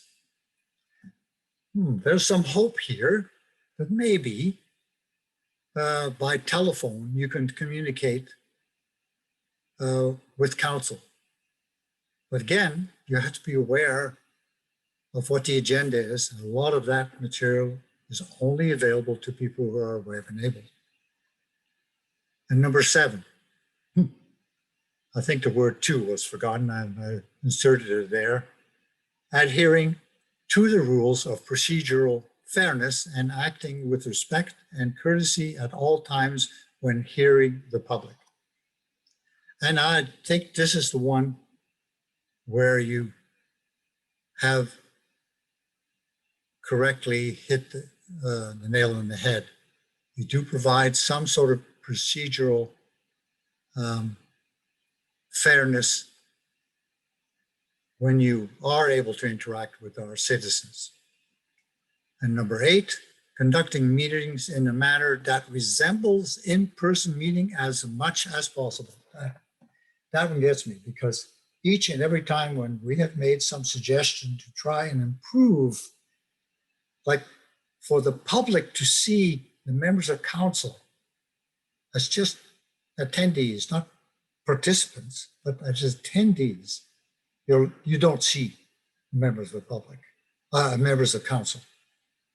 Why should you have to be a participant and then, and only during the time you are participating, do you see other members of council? Or you're able to. You're certainly not able to if you're not web enabled. So these are the follow-up requirements that the municipal council members and staff may not be able to answer every question that is posed at the annual meeting. Now, rest assured, you probably don't have the time to answer all those questions. But recording the questions, I hope you have recorded them and made them available to the public that require follow-up,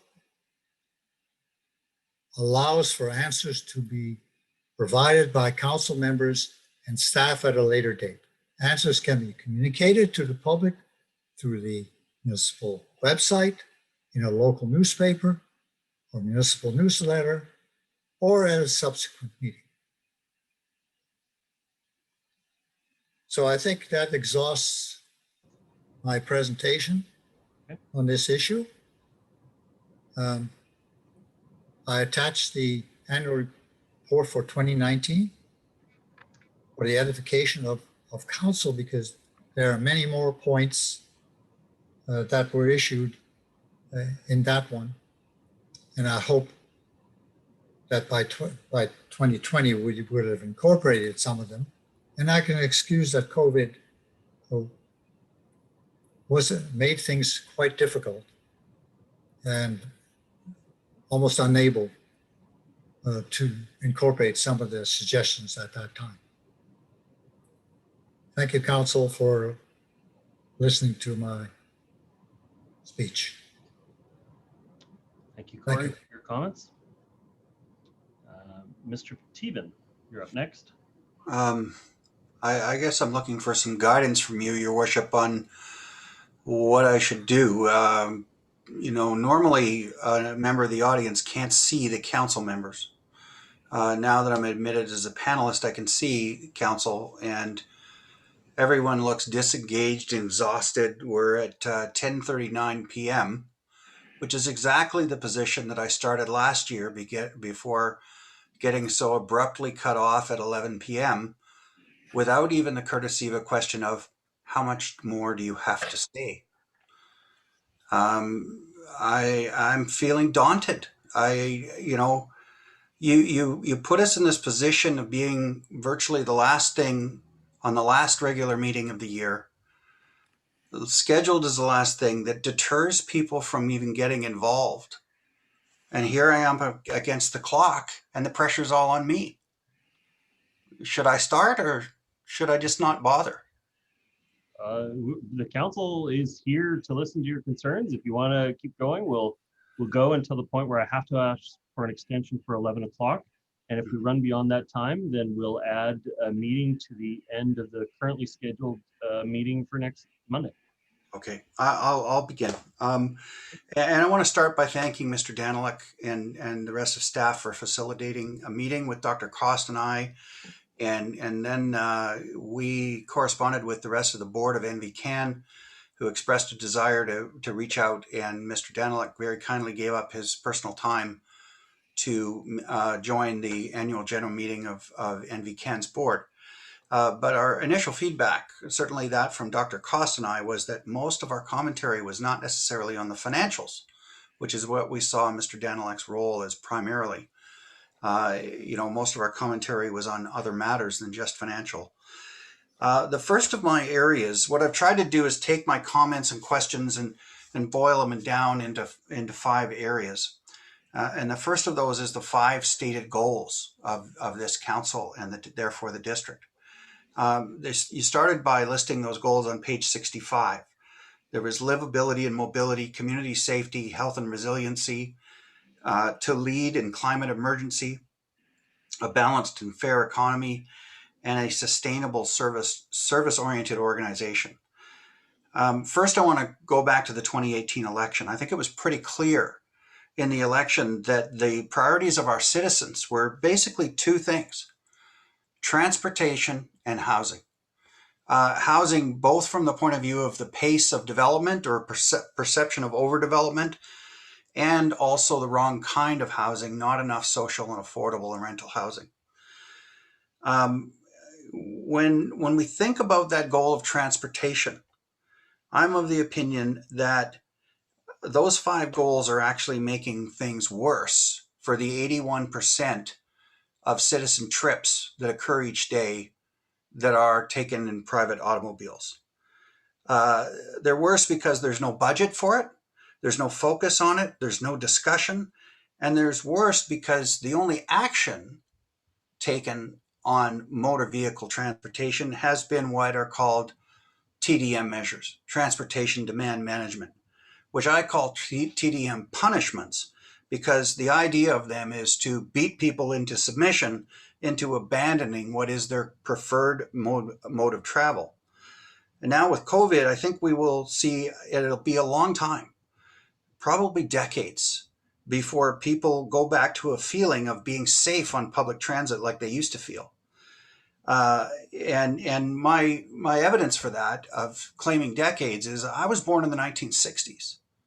And I can tell you in the 1960s, they were still talking about Spanish flu, which occurred like 1918 to 1920, I believe.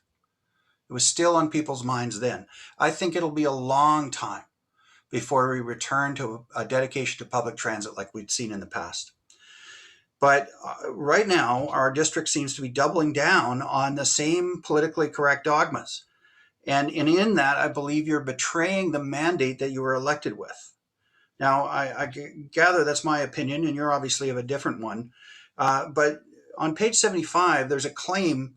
It says right there that the district is supporting transit, pedestrian, cycles, motorists, and a couple other things. And I don't know how you can claim that motorist transportation is supported, because all of the current policies, all the council deliberations that I've witnessed are constantly at war with those 81% of our citizen trips. You're pursuing TDM multiple times. This council has endorsed either implemented TDM measures or endorsed them being further implemented or further studied. It's quite clear what the direction is, that transportation demand management is all about punishing people for using their cars. And that's being done at the same time as the pandemic is profoundly affecting the way people want to travel. And I don't understand when the word deter became synonymous with support. One of you once told me, but Peter, TDM works. My friend Dr. Cost told me the guillotine also worked, but did that make it a good idea? Now, I'm not saying that TDM is the guillotine, but my point is it something that we ought to do and claim that we're somehow servicing our citizens? One of the things the Local Government Act dictates is that a housing needs report must be prepared by the municipality. And I don't see any housing needs report in the annual report. I haven't seen a housing continuum report, which would be the housing needs report coupled with what has been developed under the OCP and what is in stream. I haven't seen one of those presented to the public since 2018, even though I've asked for it multiple times, even though I've offered to provide a working model to help prepare it. Because as I think most of you know, Dr. Cost and I were able to replicate and duplicate and create our own housing continuum report, but we can't get fresh data in order to populate it. I think that should be included in the annual report. As to the other goals, none of those were primary concerns of the electorate. None of them were widely talked about in the election. Maybe number 5 was for me. That was something I constantly talked about. I talked about wanting to have what I called a AAA district in North Vancouver. I wanted it accessible, accountable, and adding value to people's lives. But at this time in 2020, for most of 2020, District Hall has basically been closed to the public. Every policy, every practice, every web page is geared to avoiding accessibility and accountability. And that organization chart that Dr. Cost and I appreciated being in the annual report, you won't find that anywhere on the district's website. You can't find on the district website even the names of the departments responsible for things. So when you finally get through to a staff member and you get a guy named Bob and you want to figure out who Bob is, you don't even know what department Bob is, what the name of it is, and who the manager is if Bob never does what he promised to do. That's how bad the accessibility and accountability is. Nothing's been done for years. The other thing I want to state is that what I find, I'm of the opinion that the state of our participatory democracy is in severe trouble at this time. I'll comment a little bit more on that later. People all over this district, whether it's Deep Cove and talking about the Naughton Park debacle or Capilano and all the trees being lost in that corridor, they're all of the opinion. They all seem to have come to the realization that public input is only being sought after decisions have been made. This is not service-oriented. This is not consultative. This is tokenism. And the state of our council meetings is just the icing on that cake. Time after time, we've offered you input on how to improve the participation, the service, the accessibility on these meetings, And very little, if any, of that has been incorporated or even listened to. You all know that I've been attending pretty much every meeting for pretty much over 4 straight years, and I've been offering input and suggestions at most of them.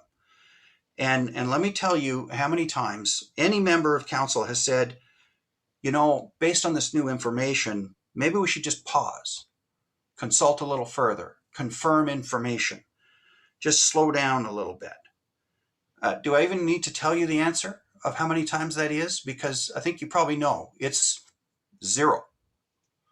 0 times in 4 years has somebody said, okay, let's slow down and just delve a little deeper. I think that's a pretty sad state. That's finishing the first section. The second section is on financial commentary, not the specifics of the financials, but just on the general overall feeling of the commentary. And I want to explain to you that, you know, I think I understand financial statements fairly well. You know, you can feel free to confirm that with Mr. Daniluk, whether I understand or not. You know, I don't put myself as out as an expert. But one of the things I want to relate to you is that the way that the commentary is written is clearly written to an expert audience, not an audience of lay citizenry. There's a lot of technical terms in there. There's one of the things I noted is that multiple times in the annual report, it talked about the C-SPAN tax reassessment. And it was entitled and written as if every citizen already knows about it. Every citizen knows what the issue was. Every citizen knows what the impact on the district's financials will be. Every citizen, you know, and the way it's written, I think the average citizen would wonder, well, wait a second, if C-SPAN's paying, you know, several $1 million less in property taxes, who's going to make that up? Is it me? There's no explanation of that. If we're going to refer to the C-SPAN tax reassessment multiple times during the report, maybe we should have a paragraph on it saying, this is what happened, this is what the impact will be, so people don't panic and misunderstand. There's a statement about consolidated statements, and when the district has control over an entity, it'll be reported, but if there's no majority control, it won't be reported. And to me, that leaves out a big area, which is our rec centers. You know, we seem to talk about capital expenses there, but you know, it's hard to get a feeling about how tangible the financial statements are in the annual report that refer to our recreation centers. There's terminology like sinking fund, terminology like eliminations. And then from the big picture, I want to address this, that I think the annual report is the best and most natural place to have an explanation on how the council decisions that are to raise, quote, taxes 2% plus 1% per year, how those are connected to and relate to the divisions of share of classes, how they relate to your BC property assessment, and therefore the mill rate. Because without that explanation, people misunderstand. And then they start quoting things out of context. Like there was a guy on CKNW today who was talking about, he was making the case for putting capital gains on people's primary residence. And he was talking and he kept repeating that, quote, the Vancouver area has the lowest tax rates in all of Canada. And what he was talking about is the mill rate. Because of course, the reason we have the lowest mill rate is because we have the highest property tax assessments in all of Canada. And I actually phoned into the radio and got through and I said, you know, he's really kind of misleading people. Because is there anyone here believes that a person with a 2,000 square foot house anywhere in Metro Vancouver spends less taxes, property taxes per year in total gross amount than someone living in Manitoba? I think we all know the answer to that is no. So I really think this is the right place to put a comprehensive explanation. And the beauty is you only ever have to write it once. And they just include it every year for people to read. Because right now, the bulk of people don't understand what the council budget decision is, how it's connected to the class, how it's connected to the mill rate and their property assessment, and then to the actual bill they get in the mail. And it's also backed up by the fact that even though council votes for 2% plus 1%, or in this case, in 2020, 2% plus 0%, that's in no way reflected in our financial statements. If you look year over year, the tax revenue increases have been an average of 4.8% from 2015 through to 2020. And the expenditure is up the same amount. So where's the 2% and the 0%? It just, you can't see it in the financial statements. It might as well not exist. So that's my overall financial commentary. I will send the specific questions on the financial statements into Mr. Daniluk. I do want to talk about the Tax Growth Reserve Fund. I'm sure all of you recall I've been quite repetitive in my input on this fund. I am still extremely uncomfortable with this reserve fund. I'm still waiting for the promised transparency and accountability that when the fund was proposed at the workshop, when it was proposed in the bylaw, when it was reported in the budget and reported on last year's annual report, and again offered in the budget this year, we're still waiting for that accountability. All we see now is a balance, $2.6 million. I want to see what is the process that determines how much goes into that fund. I want to see a report of the ins and outs and the council decisions that led to spending that money. and based on what Dr. Koss said about that legal law book that analyzes that 7.1, I would like to ask for our auditor to look into that reserve fund and report back to the people on it. I'm concerned that this reserve fund is pretty much the only fund I can identify that is dedicated and intended for operational expenses, not capital expenses, right? Operational. In other words, we didn't have the money in our budget, so we decided to pull it out of our reserve fund. And I think that creates a dangerous potential. And when you installed this fund, one of the things I asked you for was limits on how long a new tax growth property goes in, limits on the balance of the fund, and we don't have any of those things. So I'm very concerned about this fund. Just going to interrupt for a sec. Yeah. It's clear that you're not done with your comments, and it's clear we're also up against another extension. Yeah. And so, council, I'm going to ask for a motion to extend the meeting beyond 11 o'clock to 11:30. Someone move that motion? Your worship. Yeah, that requires unanimous consent, doesn't it? It requires unanimous consent of council. Yes, it does. I won't be supporting it. I don't believe that we have a meaningful public process that goes into the middle of the night. I think we need to enable Mr. Tevan to come back and continue his presentation. So then if we don't have unanimous consent, and then we'll follow what the clerk had already laid out earlier in the evening, which is to add a period of time on Monday, next Monday. Yes, Your Worship. A motion to recess and reconvene at 7 p.m. on Monday, June 28th would be appropriate at this moment. Then the meeting will carry on. So on Monday, June 28th, we have a workshop planned starting for 5 o'clock. It's the transportation plan number 1. What I would recommend is that this meeting be recessed and reconvened following the end of that workshop. I think that's probably a better way to say it, rather than fixing us on 7 o'clock, because if the transportation workshop goes to 7:30 or then we would resume this. Is that satisfactory, Mr. Gordon? That's appropriate, Your Worship, yes, given that there are no additional notification requirements. Everybody that wanted to be here is here, so they will be served notice by that statement. So yes, appropriate. Okay. So then I don't think we need to test the motion, council. We don't have consent to extend the meeting beyond 11 o'clock. So I'll just make some closing remarks on recession.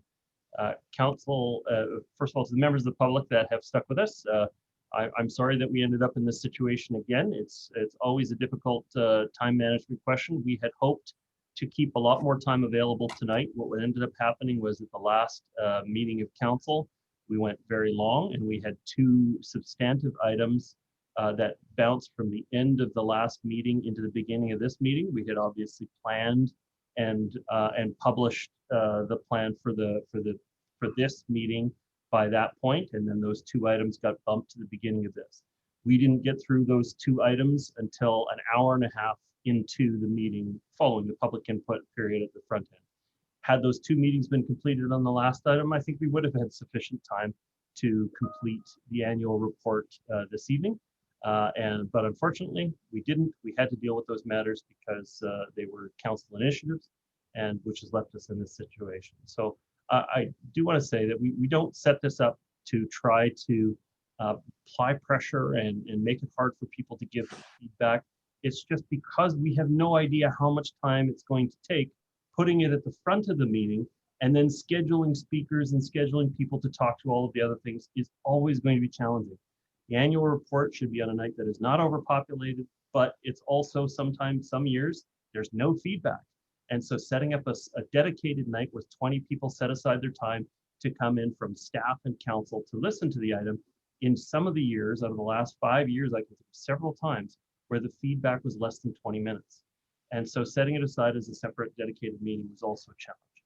So it's not a disrespect. It's nothing like that. We will set aside the time coming up, and we'll get back to it before we're required to submit it to the province. But I did just want to say, we do appreciate the time that you take to produce the feedback.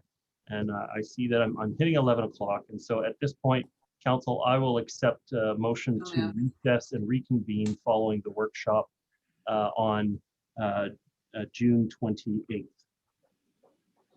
Okay, that's moved by Councillor Murray, second by